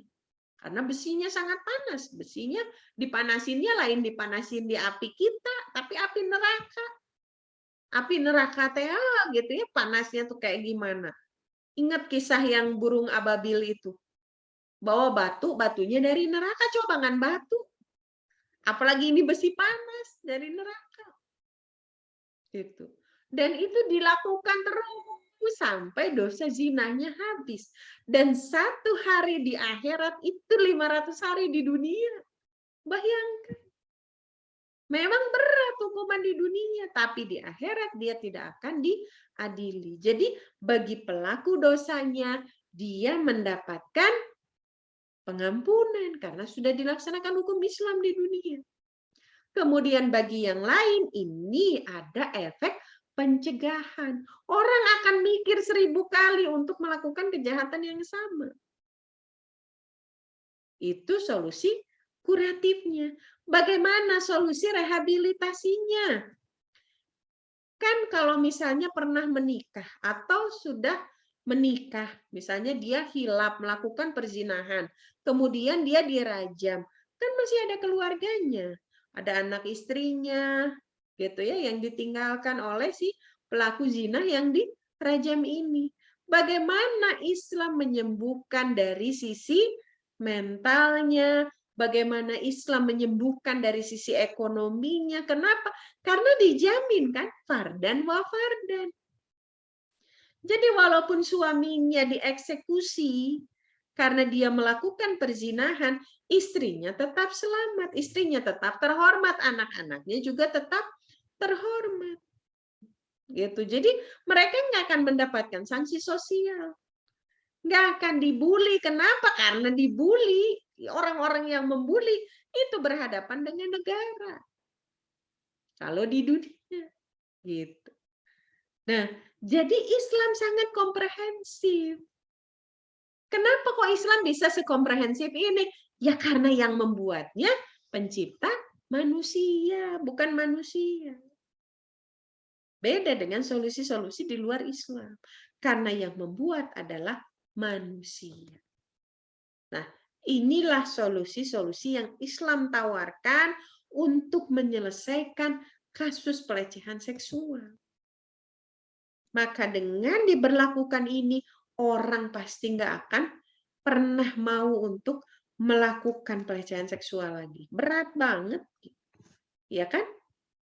Nah, kemudian apa yang harus kita lakukan nih kalau seandainya kita adalah para pendosa, gitu ya. Orang yang hilaf tuh sebelum hijrah misalnya kita pernah pacaran, sebelum hijrah kita pernah melakukan perbuatan yang maksiat. Maka ini saatnya kita menata masa depan kita. Apa yang diperintahkan oleh Allah? Kita bertobat. Katakanlah nih di Quran surat Az-Zumar ayat 53, hai hamba-hambaku yang melampaui batas terhadap diri mereka sendiri, janganlah kamu berputus asa dari rahmat Allah. Sesungguhnya Allah mengampuni dosa-dosa semuanya. Sesungguhnya dialah yang maha pengampun lagi maha penyayang. Hai orang-orang yang beriman, bertaubatlah kepada Allah dengan taubatan nasuha. Apa itu taubat nasuha? Taubat yang sebenar-benarnya, yang semurni-murninya, dan tidak melakukan kesalahan yang sama kembali. Setiap manusia banyak berbuat salah atau dosa. Dan sebaik-baik dari orang-orang yang banyak berbuat dosa adalah orang-orang yang banyak bertaubat. Tidak boleh bagi seorang muslim ketika dirinya bertobat lalu kembali berbuat maksiat. Ia terus-menerus melakukannya. Akan tetapi hendaknya segera bertobat meskipun ia kembali mengulangi maksiat tersebut 100 kali dalam sehari. Jadi maksiat tobat gitu ya, tobat terus. Gitu ya, lama-lama kita akan semakin murni taubatnya. Gitu. Ini yang Allah perintahkan. Yang berikutnya, perbaiki diri kita. Dari mana awalnya? Temukan jati diri kita. Untuk menemukan jati diri, maka kita harus tanyakan tentang tujuan hidup kita di dunia itu apa. Ini satu pembahasan tersendiri dan ini sudah dibahas sebetulnya di kajian-kajian yang awal-awal ya. Nah, kemudian yang berikutnya adalah lengkapi sayap kita. Jika seorang hamba bertakorub mendekatkan diri kepadaku sejengkal, aku akan mendekatinya sehasta. Jika ia mendekatiku sehasta, aku akan mendekatinya sedepak. Jika ia datang kepadaku dengan berjalan, aku mendekatinya dengan berlari. Nah, melengkapi sayap ini apa maksudnya? Di kitab Tazkiratus Sami, Imam Ibnu Jamaah itu menyampaikan, hendaknya kaum muslimin itu punya dua sayap. Apa sayapnya? Al-Quran dan As-Sunnah. Jadi kita harus melengkapi pemahaman-pemahaman ilmu-ilmu yang mengarahkan kita untuk bisa paham isi Al-Quran dan juga As-Sunnah. Karena itu adalah dua sayap kita. Yang berikutnya, nah ini ciri khas manusia, yaitu apa? Belajar sepanjang hayat. Ini kewajiban kita dari buayan sampai liang lahat. Karena banyak sekali permasalahan hidup yang kalau kita tidak paham, ya kita melanggar hukum syara. Gitu. Maka supaya tidak melanggar hukum syara, kita harus paham. Bagaimana caranya agar kita paham? Ya belajar. Mau nggak mau ya harus belajar. Kemudian menapaki jalan hijrah, menapaki jalan kebaikan, pastinya banyak onak dan duri yang akan kita hadapi. Maka teruslah bersabar, teruslah bersyukur atas apapun yang Allah ujikan kepada kita. Bersyukur atas nikmat itu biasa. Tapi bersyukur atas ujian yang Allah berikan kepada kita, itu baru luar biasa. Gitu. Maka teruslah bersabar dan teruslah bersyukur. Kemudian teruslah berdoa, karena doa itu adalah senjata kita semua. Dan yang terakhir, teruslah bergerak, walaupun hanya 1%. Memperbaiki diri nggak akan pernah selesai kalau kita tidak pernah bergerak. Maka bergerak, bergerak, dan bergerak. Gitu ya. Teruslah bersabar, teruslah bersyukur, teruslah berdoa, dan teruslah bergerak. Terakhir, ini saya tutup dengan quote favorit saya. Mereka yang bergerak, merekalah yang maju ke muka. Jika berhenti, maka tak ada tempat di jalan ini. Lambat berarti mati, mereka yang menunggu sekalipun pasti akan tergilas. Maka jangan menunggu, jangan berlambat-lambat, apalagi berhenti. Gitu ya, dalam berbuat kebaikan, dalam urusan taubat, dalam urusan mendekat kepada Allah. Maka teruslah bergerak karena merekalah yang akan maju. Merekalah yang akan memimpin. Itu saja untuk materi malam ini, kita kembangkan di tanya jawab. Assalamualaikum warahmatullahi wabarakatuh. Mangga kita buka untuk forum tanya jawab. Assalamualaikum Bu Ustazah. Ya, waalaikumsalam warahmatullahi wabarakatuh. Alhamdulillah ya, malam ini temanya sangat menarik sekali dan benar-benar menarik buat saya sebetulnya. Ya. Untuk pertanyaan saya ini, apakah pantas pembelajaran organ intim dan organ tubuh diberikan pada anak usia dini? Betul. Terus Ya. apakah efek samping dari pembelajaran tersebut? Apakah bisa membuat anak tersebut menjadi kelainan atau bagaimana gitu loh. Sebab kan sekarang kalau dulu kan mama saya nggak pernah mengajarkan pengenalan organ intim dan organ tubuh gitu ya. Karena mereka pikir itu adalah sebuah tabu. Tidak pantas selayaknya anak kecil diberi pelajaran seperti itu. Tapi kalau sekarang saya lihat malah diberitahu, ini seperti ini begini, ini kamu lahirnya dari sini gitu. Ini gunanya untuk ini gitu. Apakah itu pantas? Gitu loh maksudnya. Efek sampingnya bagaimana gitu Bu saja. Ya. Terus gitu aja pertanyaan saya. Sebelumnya terima kasih. Assalamualaikum warahmatullahi wabarakatuh. Waalaikumsalam warahmatullahi wabarakatuh. Ini pertanyaannya menarik. Ini bagus sekali pertanyaannya karena kalau di sekolah-sekolah sekarang ada pelajaran yang terkait dengan apa ya istilahnya teh? Oh, KRR, kesehatan reproduksi remaja. Itu kalau remaja ya. Nah, termasuk di anak-anak SD itu diajarkan juga. Nah, bagaimana Islam mengatur tentang ini semua? Dalam Islam memang pengajaran tentang gender, tentang laki-laki dan perempuan itu diajarkan dari sejak awal. Sejak awal dalam masalah gender ya, dalam masalah perempuan laki-lakinya. Dari sejak mereka kecil, mereka harus tahu, oh saya laki-laki, oh saya perempuan. Jadi tahu dia, perempuan, laki-laki. Apa yang boleh, apa yang tidak boleh dilakukan oleh perempuan dan laki-laki. Hal ini menyangkut hukum syara nanti ke depannya, karena ada aturan salah satunya. Laki-laki tidak boleh menyerupai perempuan, begitupun perempuan tidak boleh menyerupai laki-laki. Maka dari awal kita harus memberitahu mereka dan mengajarkan mereka sesuatu yang akan semakin memahamkan mereka bahwasanya oh saya perempuan, oh saya laki-laki. Salah satunya adalah pelajaran-pelajaran yang akan memunculkan sisi keperempuanannya, sisi kelaki-lakiannya. Gitu. Misalnya kalau perempuan mainnya boneka-bonekaan, masak-masakan, boneka-bonekaannya ibu-ibuan gitu ya, teteh-tetehan gitu ya, masak-masakan. Kalau laki-laki main bola, main apa gitu ya, yang akan memang merangsang sisi maskulinitasnya. Itu terkait gendernya. Kemudian ketika tidur, itu juga mereka kan harus tahu, perempuan laki-laki tidak boleh barengan tuh, gitu. Kalaupun misalnya mereka barengan, harus ada pemisah, gitu. Harus ada yang mengawasi. Misalnya, saya ketika tidur nih sama anak-anak, kadang-kadang kita suka barengan tuh brek gitu ya satu kamar.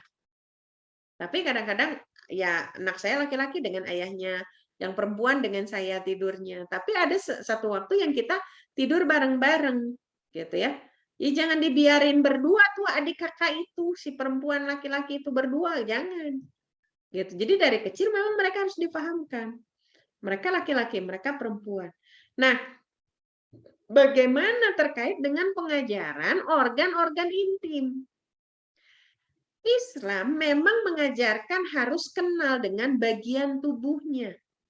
Yang perempuan dikenalkan bagian tubuhnya perempuan, yang laki-laki di bagian tubuhnya laki-laki. Jangan sampai pengajaran tentang ini digabung. Laki-laki nonton bagian-bagian tubuh perempuan, yang perempuan nonton bagian-bagian tubuh laki-laki. Mereka memang harus diajarkan. Pertanyaannya, kapan waktu yang tepat untuk mengajarkan itu?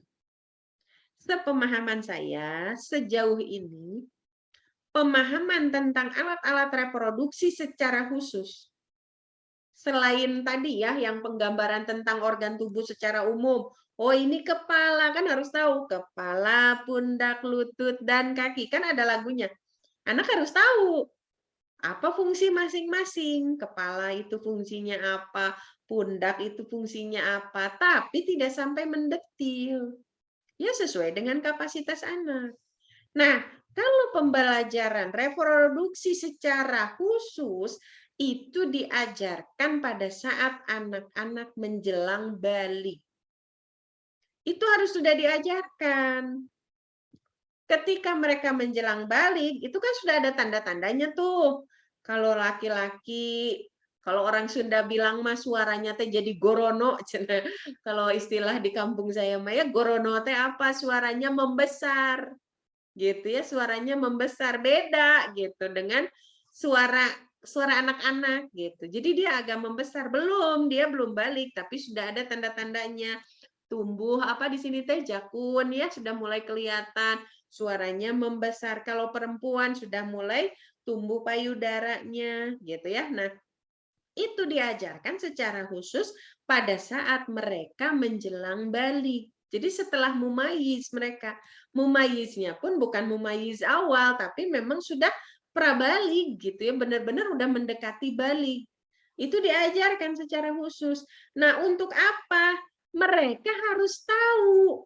Karena setelah mereka balik, artinya secara biologis mereka sudah siap mengandung dan melahirkan. Kalau untuk yang perempuan, sudah boleh menikah mereka.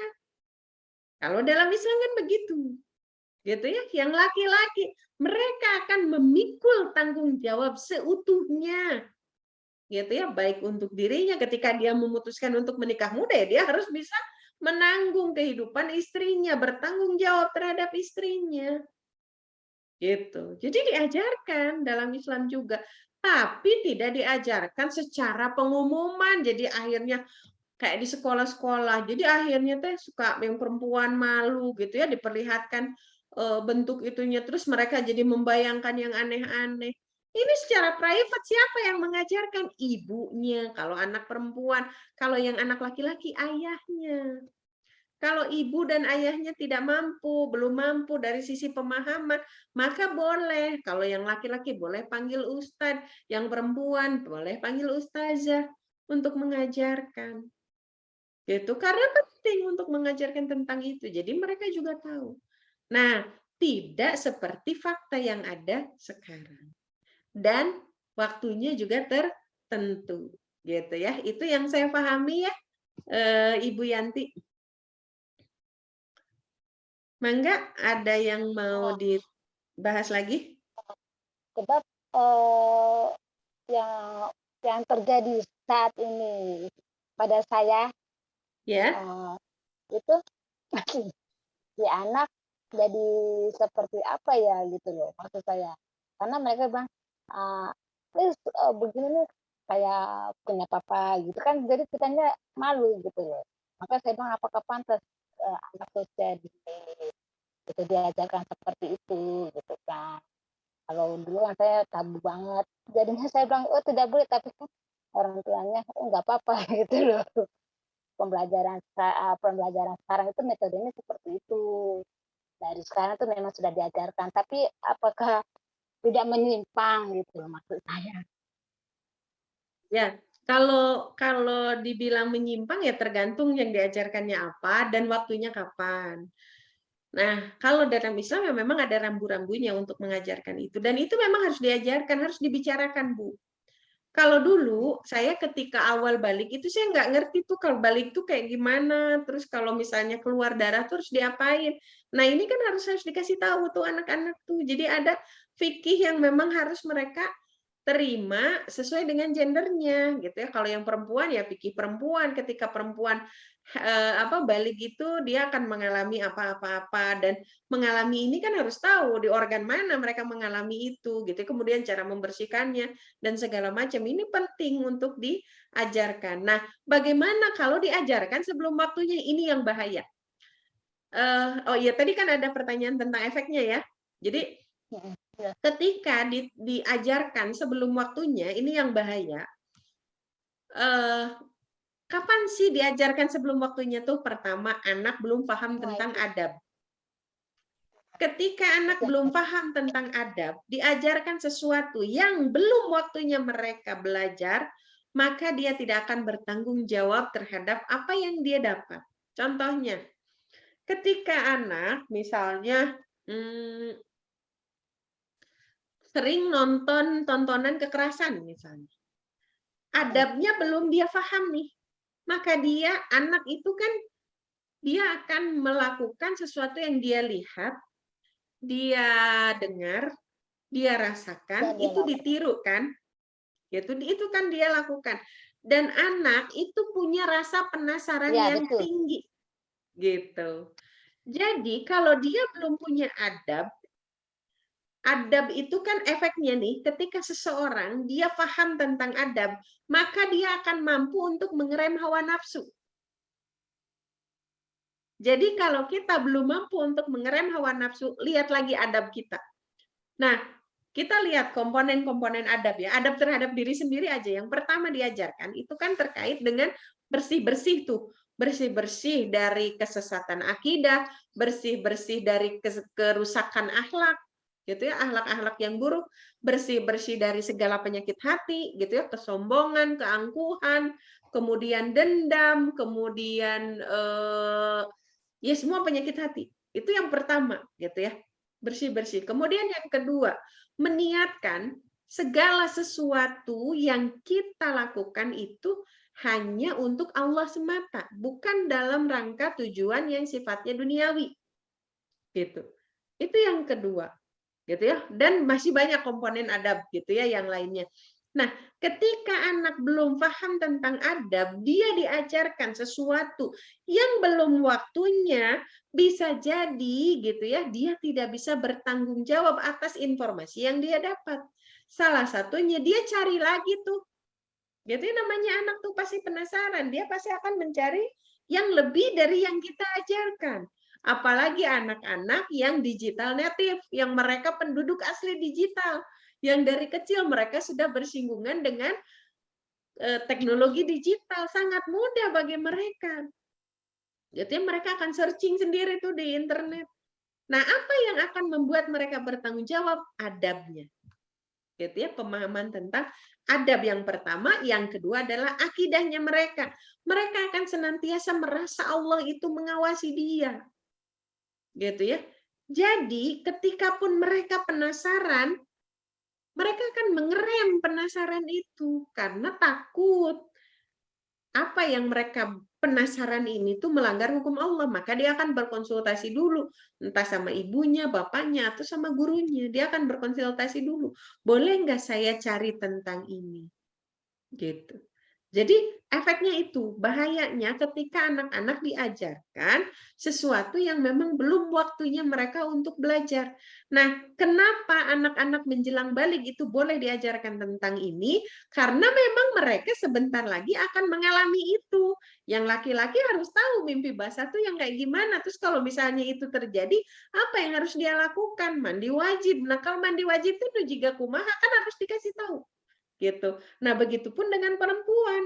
Ketika perempuan balik itu apa yang akan terjadi? Terus ketika itu terjadi, mereka harus ngapain? Itu harus dikasih tahu. Gitu ya. Supaya mereka benar-benar siap begitu benar-benar balik, mereka tuh tahu harus ngapain gitu. Jangan sampai begitu balik misalnya yang perempuan headnya buang aja begitu kan ada adab juga tuh bagaimana cara membuang pembalut, bagaimana cara mencuci pakaian, karena kan kita bicara najis ya.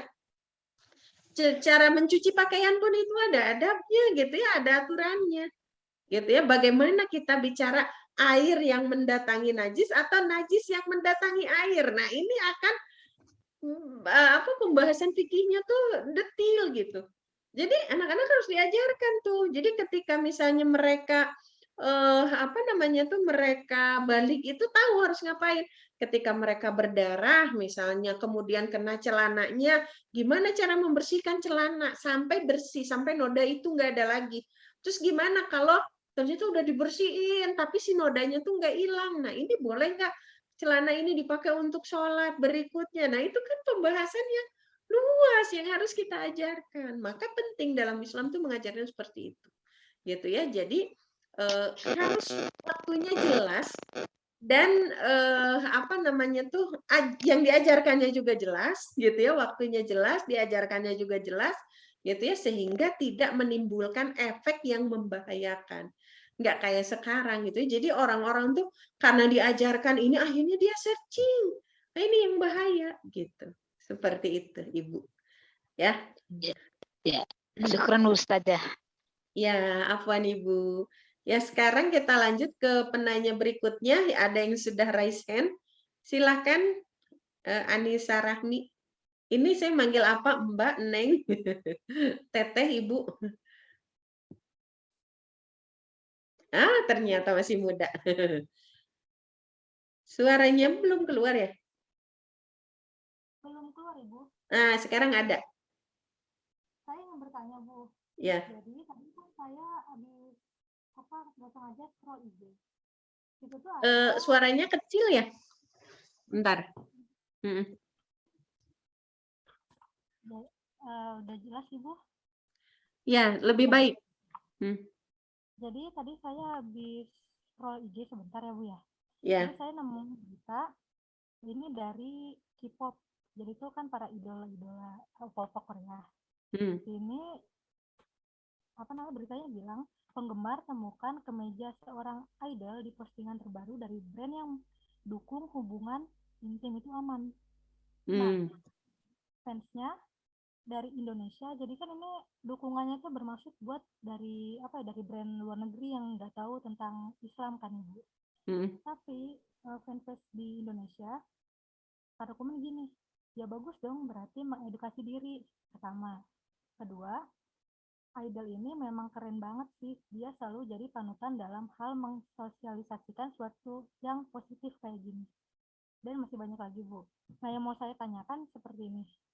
Kan ketika seseorang udah suka nih sama idola, jadi apa yang idola itu umumkan, apa yang idola itu perbuatkan akan dibenarkan oleh si penyukanya ini. Nah, gimana cara kita mengedukasi si orang ini, penggemarnya ini loh, kalau misalnya itu tuh salah. Sedangkan dia tuh udah terlanjur suka banget nih sama idolanya. Jadi kan kayak yang susah gitu, Bu. Gimana ya? Ya. Ini pertanyaannya bagus banget ya. Sebenarnya saya ingin ingin membahas secara khusus ya terkait dengan K-pop ini. Jadi saya terangkan sekilas aja ya. Nanti mudah-mudahan jadi ya kita bahas tentang ini karena ini menjadi satu fenomena tersendiri ya di kalangan anak-anak muda dan ini sudah sangat mengkhawatirkan gitu. Apalagi fans-fans yang dari Indonesia ya, banyak juga yang fans yang istilahnya tuh mungkin kalau dibahasakan fans garis keras gitu lah. Jadi yang benar-benar mereka tuh ngefans banget gitu. Nah, ini nanti kita bahas secara tersendiri ya di bahasan khusus karena udah ada beberapa kasus yang memang masuk juga ke saya gitu ya terkait dengan idola K-pop ini. Nah, kalau kita gampangnya itu begini, bukan gampangnya ya karena pelaksanaannya susah juga sih. Ya maksudnya begini, secara umum ketika kita ingin menasehati nih pertama dulu secara prinsip orang kalau sudah suka sesuatu maka dia akan fanatik terhadap apa yang dia sukai. Begitupun orang kalau sudah benci sesuatu, maka dia akan melihat semua yang dilakukan oleh sesuatu yang dia benci itu salah semuanya. Kalau orang suka ya semuanya bagus gitu ya. Walaupun sebenarnya dia melakukan sesuatu yang salah, tapi karena dia suka, maka apa namanya itu semuanya terlihat bagus gitu ya. Maka kalau dalam Islam itu jelas, jangan menyukai sesuatu berlebihan dan jangan juga membenci sesuatu secara berlebihan. Karena benci dan cinta itu jaraknya tipis, gitu ya, jaraknya tipis. Itu di hadisnya jelas, gitu. Nah, kenapa? Karena tadi gitu ya, kita bisa sangat mudah tergelincir. Kalau orang sudah menyukai sesuatu, kemudian kita serang tentang sesuatu yang dia suka, dia bukannya dengar kita, justru malah menjauhi, gitu ya. Kita salah satu enemy-nya mereka, gitu ya. Jadi jangan dulu bicara perbedaan. Nah, tapi kalau kita mau menasehati mereka, beranjaklah dari persamaan.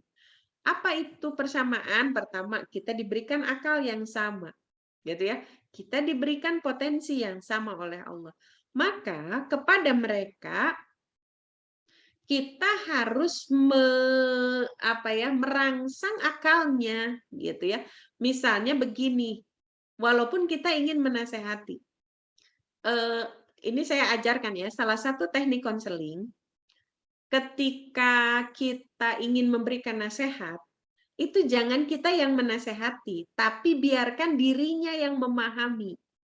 Nah, ada salah satu teknik konseling, jadi ketika kita ngobrol sama mereka, bukan kita yang memberi nasihat, tapi sifatnya itu kita bertanya.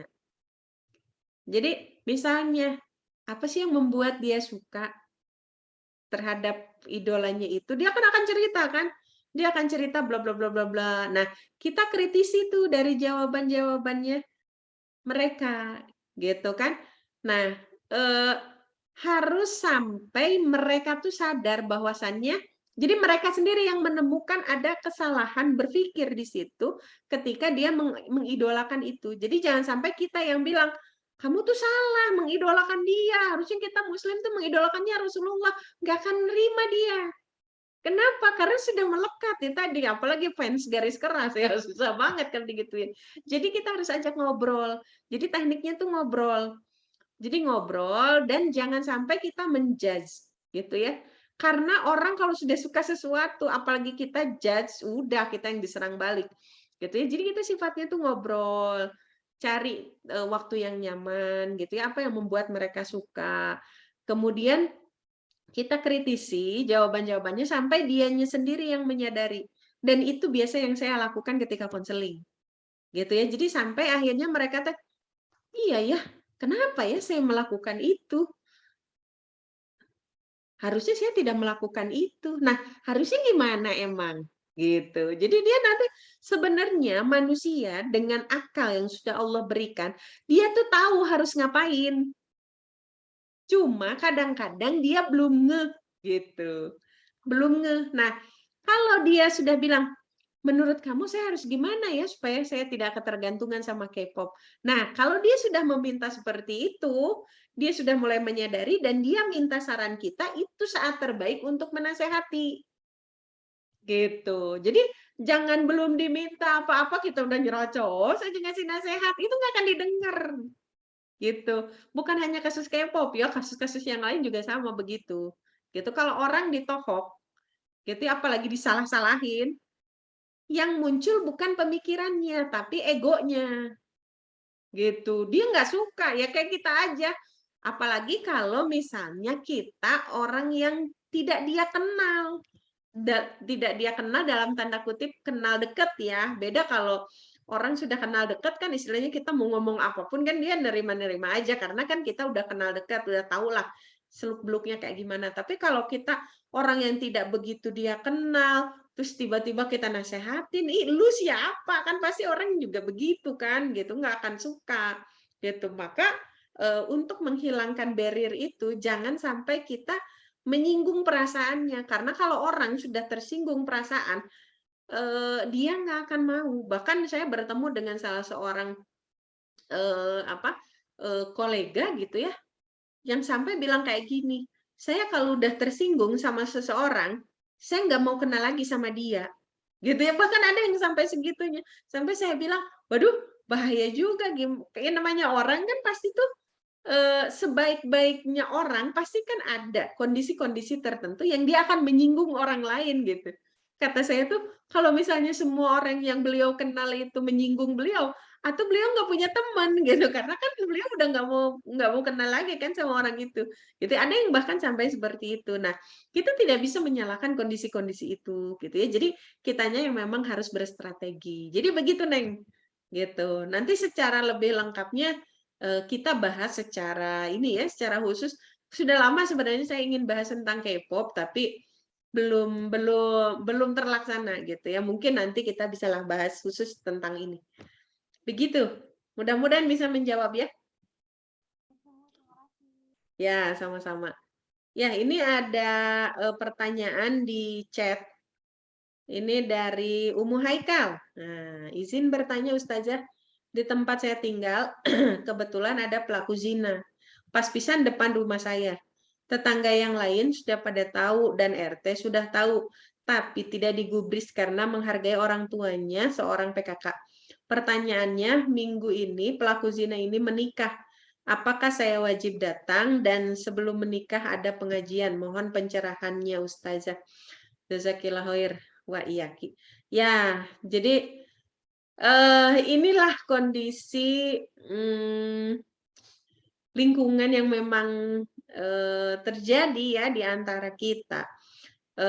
Ini yang justru juga membuat kita sedih gitu ya. Ada orang-orang yang memang pelaku zina, tapi sudah diingatkan dia nggak mau nerima. Kemudian apa namanya tuh? Ketika orang yang berwenang pun misalnya yang menegurnya juga tidak diterima. Ya sebetulnya dalam perkara ini kewajiban kita adalah memang menyampaikan. Ketika kita melihat kemungkaran gitu ya, man ra'a minkum munkaron, barang siapa yang melihat kemungkaran, fal yugoyir biadih, maka rubahlah, cegahlah gitu ya dengan tangannya. Nah, tangan di sini bisa dalam makna kekuasaan. Kalau memang kita punya kekuasaan, misalnya kita bosnya nih, apa namanya tuh, yang bermaksiat itu bawahan kita, misalnya kita pecat, gitu ya. Kita ingatkan, tapi kalau kamu masih diingatkan, masih begini juga, mohon maaf kita putus hubungan kerja, gitu ya. Bisa seperti itu. Nah, itu dengan kekuasaan. Kemudian yang kedua, gitu ya, fa'ilam yastati, gitu ya, maka jika tidak mampu, gitu ya, fabilisani, dengan lisan, dinasehatin, gitu ya, diajak ngobrol, termasuk yang kayak tadi, ditanya-tanya, gitu ya. Ini yang jarang kita lakukan ya di lingkungan kita. Ketika kita ngobrol, kita tidak ngobrol secara komprehensif. Kadang-kadang ada orang yang melakukan sebuah kemaksiatan karena memang dia punya latar belakang sebelumnya. Misalnya, dia melakukan perzinahan misalnya karena misalnya dia korban pelecehan seksual sebelumnya yang akhirnya nyandu tadi gitu ya. Nah, kemudian bisa jadi dia melakukan perzinahan karena masalah ekonomi gitu ya. Nah, ini yang benar-benar harus kita ajak ngobrol. Makanya kalau dalam Islam itu ya menegur aja itu ada seninya kan. Di Quran surat An-Nahl ayat 125 kita kan diajarkan.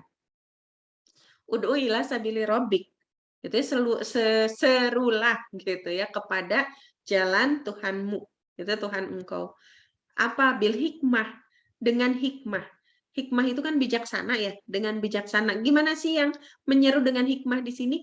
Dengan argumentasi yang kuat.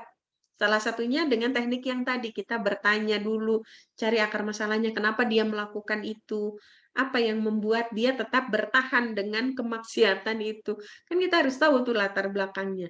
Nggak mungkin orang melakukan sesuatu secara konsisten, gitu ya, walaupun dalam kemaksiatan, karena konsisten mau dalam kebenaran, mau dalam kemaksiatan itu sama-sama dua-duanya punya resiko, gitu ya.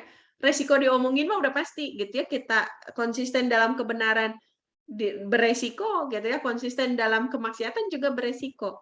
Nah, ketika dua-duanya sama-sama beresiko, berarti ketika ada orang yang istiqomah dalam kemaksiatan, ini bukan istiqomah ya, konsisten dalam kemaksiatan, udah ditegur sana sini dia masih begitu, pasti ada sesuatu nih yang membuat dia konsisten melakukan itu, gitu ya.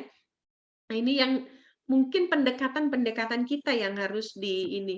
Saya beruntung gitu ya, pernah bergabung di lembaga training dan konsultasi. Saya juga pernah bergabung di tim bimbingan konseling gitu ya di kampus.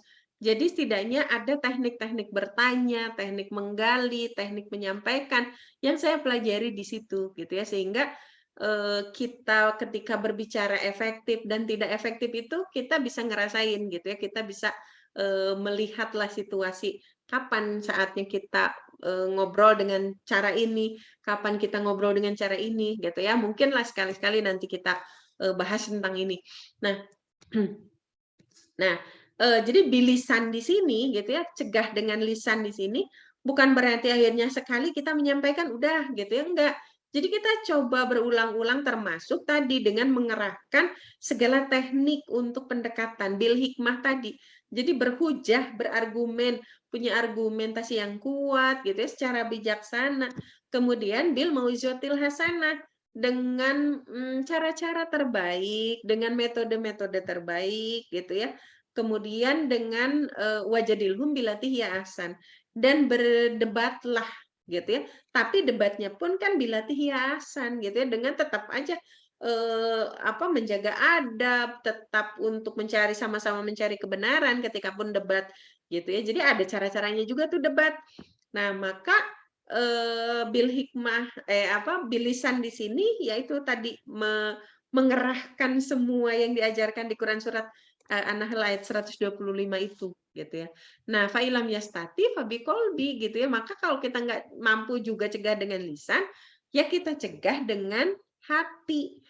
Tunjukkan ketidaksukaan kita terhadap kemaksiatan itu. Nah, satu catatan yang harus kita pahami adalah ketika kita membenci pelaku kemaksiatan, itu kita benci kemaksiatannya, bukan benci orangnya. Nah, yang sering kita lakukan gitu ya adalah kita benci orangnya. Jadi bukan kelakuannya. Jadi ketika kita benci kelakuannya, maka ketika dia berbuat maksiat ya kita menghindar di situ. Kalau memang kita nggak bisa cegah dengan kekuasaan, nggak bisa cegah dengan lisan, maka kan dengan hati. Salah satu bukti kita mencegah dengan hati adalah menunjukkan ketidaksukaan. Entah wajah kita yang masam, kita memang tidak suka dengan perbuatan itu, atau kita meninggalkan tempat dia bermaksiat itu. Gitu. Jadi tidak justru ketika dia bermaksiatnya kita ada di situ, kita bergaul dengan dia gitu ya. Enggak begitu. Nah, kemudian gimana nih kebetulan pelaku zina ini mau nikah gitu. Nah, di dalam pernikahannya ini gitu ya, ada juga tuh pengajiannya gitu. Nah, ini yang benar-benar harus kita bisa bedakan. Ketika dia menikahnya itu ketika dia tidak sedang berbuat maksiat, ya kita sama hubungan kita dengan yang lain, apalagi kalau misalnya dia sesama muslim gitu ya. Kita datang ya nggak masalah, kita datang kita doakan mudah-mudahan dengan menikahnya ini salah satu pintu taubatnya dia gitu ya. Nah, atau kalaupun kita tidak mau datang, ya nggak masalah juga gitu. Yang penting datang atau tidak datangnya kita bukan karena kita benci orangnya, tapi kita benci kemaksiatannya. Gitu, yang harus jadi catatan. Nah, ketika pun kita datang untuk pengajian, jangan datang-datang aja gitu ya, harus ada sesuatu yang memang kita lakukan. Ya kita sambil didoakan misalnya, kadang-kadang kan suka salaman ya, suka salaman gitu ya, beres pengajian teh. Saya doakan mudah-mudahan ini menjadi pintu terbaik untuk kita semakin hari semakin baik, pernikahannya sakinah mawaddah warohmah gitu ya, dan menjadi pintu kebaikan-kebaikan yang lain gitu. Jadi itu secara tidak langsung kita nasehatin dia kan, tapi dalam jangka waktu yang singkat dalam bentuk doa gitu. Nah, atau kalaupun misalnya kita memilih untuk nggak hadir, ya tetap doa-doa itu harus kita ini kan. Nah, ini yang benar-benar harus kita perhatikan ketika kita berhadapan dengan muslim dan non-muslim. Non-muslim yang bermaksiat, gitu ya, kita tidak punya kewajiban sesama muslim kan, karena mereka non-muslim. Tapi kalau muslim yang bermaksiat, kita harus hati-hati. Entah itu mencela atau entah itu memaki gitu ya, karena ada adab yang diajarkan kita dengan sesama muslim. Makanya ini yang benar-benar harus kita jaga, harus kita hati-hati di situ gitu ya, yang kadang-kadang ini luput dari kita gitu. Jadi mentang-mentang dia berbuat maksiat kemudian kita caci maki, kita bully dan segala macam, nggak begitu gitu ya. Kenapa? Karena setiap omongan kita, setiap kata yang kita tulis kalau di media sosial itu juga akan Allah mintai pertanggungjawaban, apalagi yang kita hadapi itu adalah sesama muslim gitu ya. Jadi adab itu tetap harus ada gitu ya. Dan orang ketika kita ingin menasehati, kalau misalnya kondisinya sedang tidak nyaman, ya orang nggak akan mau nerima nasihat kita kan, walaupun sebetulnya itu dua hal yang berbeda. Ya, kewajiban menasehati itu kewajiban tersendiri, masalah dia nerima atau enggak itu kan masalah hasil ya. Masalah hasil itu kan Allah yang pegang. Nah, maka yang kita wajib lakukan adalah memaksimalkan ikhtiar itu, gitu ya, untuk menegur. Kemudian yang terkait dengan datang undangannya, yaitu mangga ya. Kalaupun misalnya mau datang, pengajian itu kan salah satu apa namanya tuh majelis ilmu juga di situ, siapa tahu kita dapat ilmu. Nah, pada saat kita bermajelis, malaikat itu banyak yang hadir kan. Nah, banyak-banyak berdoa di situ, semoga Allah membukakan pintu taubatnya. Kalau memang beliau muslim gitu ya, kita mendoakan yang baik-baik di situ, semoga dia dapat hidayah gitu ya.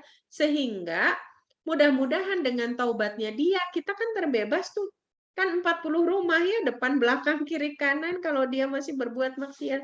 Gitu ya, semoga dengan pengajian itu banyak yang datang, kemudian semua sama mengumandangkan doa yang terbaik, mudah-mudahan dia bisa bertobat gitu kan, akhirnya tidak mengulangi kesalahan yang sama gitu ya. Mudah-mudahan ya ini juga pintu keberkahan untuk para tetangga gitu ya, sehingga dia tidak berbuat zina lagi, akhirnya kan kita terbebas dari dosa itu gitu ya. Begitu Mama Haikal mungkin ya. Jam berapa? Ya Ustazah. Jazakillah khair. Ya, wa iyaki. Oh, udah 21.49 ternyata. Oke, mungkin kita akhiri dulu ya pertemuan malam ini karena sudah lebih dari akad 21.30. Mohon maaf sebelumnya karena sudah melewati akad kita. Mudah-mudahan apa yang kita kaji hari ini menjadi satu maklumat, satu informasi yang semakin membuat kita mendekat kepada Allah, karena ternyata inti permasalahan hidup kita kan ketika kita sombong di hadapan Allah ya. Salah satu bukti kesombongan kita adalah kita tidak melibatkan Allah dalam urusan kehidupan kita.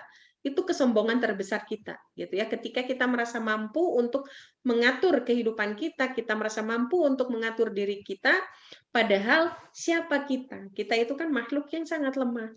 Gitu. Nah, mudah-mudahan dengan kajian ini kita juga semakin terbuka wawasan, kita semakin tergerak untuk sama-sama berbuat, sama-sama memperbaiki, karena kondisi ideal itu tidak akan pernah terwujud ketika dalam kondisi ketidakidealan kita tidak bergerak, gitu ya. Maka mudah-mudahan ini semakin memotivasi kita untuk semakin bergerak dan semakin terbakar semangat kita untuk terus menebar manfaat terhadap orang-orang yang terdekat kita, orang-orang yang ada di sekitar kita, gitu ya. Dan semoga ada manfaatnya dari apa yang sudah kita bahas malam ini. Ya, kita akhiri kajian kita dengan istighfar 3 kali, doa akhir majelis, dan juga hamdalah. Subhanakallah. Alhamdulillahirabbil alamin. Assalamualaikum warahmatullahi wabarakatuh. Waalaikumsalam Waalaikumsalam warahmatullahi wabarakatuh. Terima kasih Mbak Endah.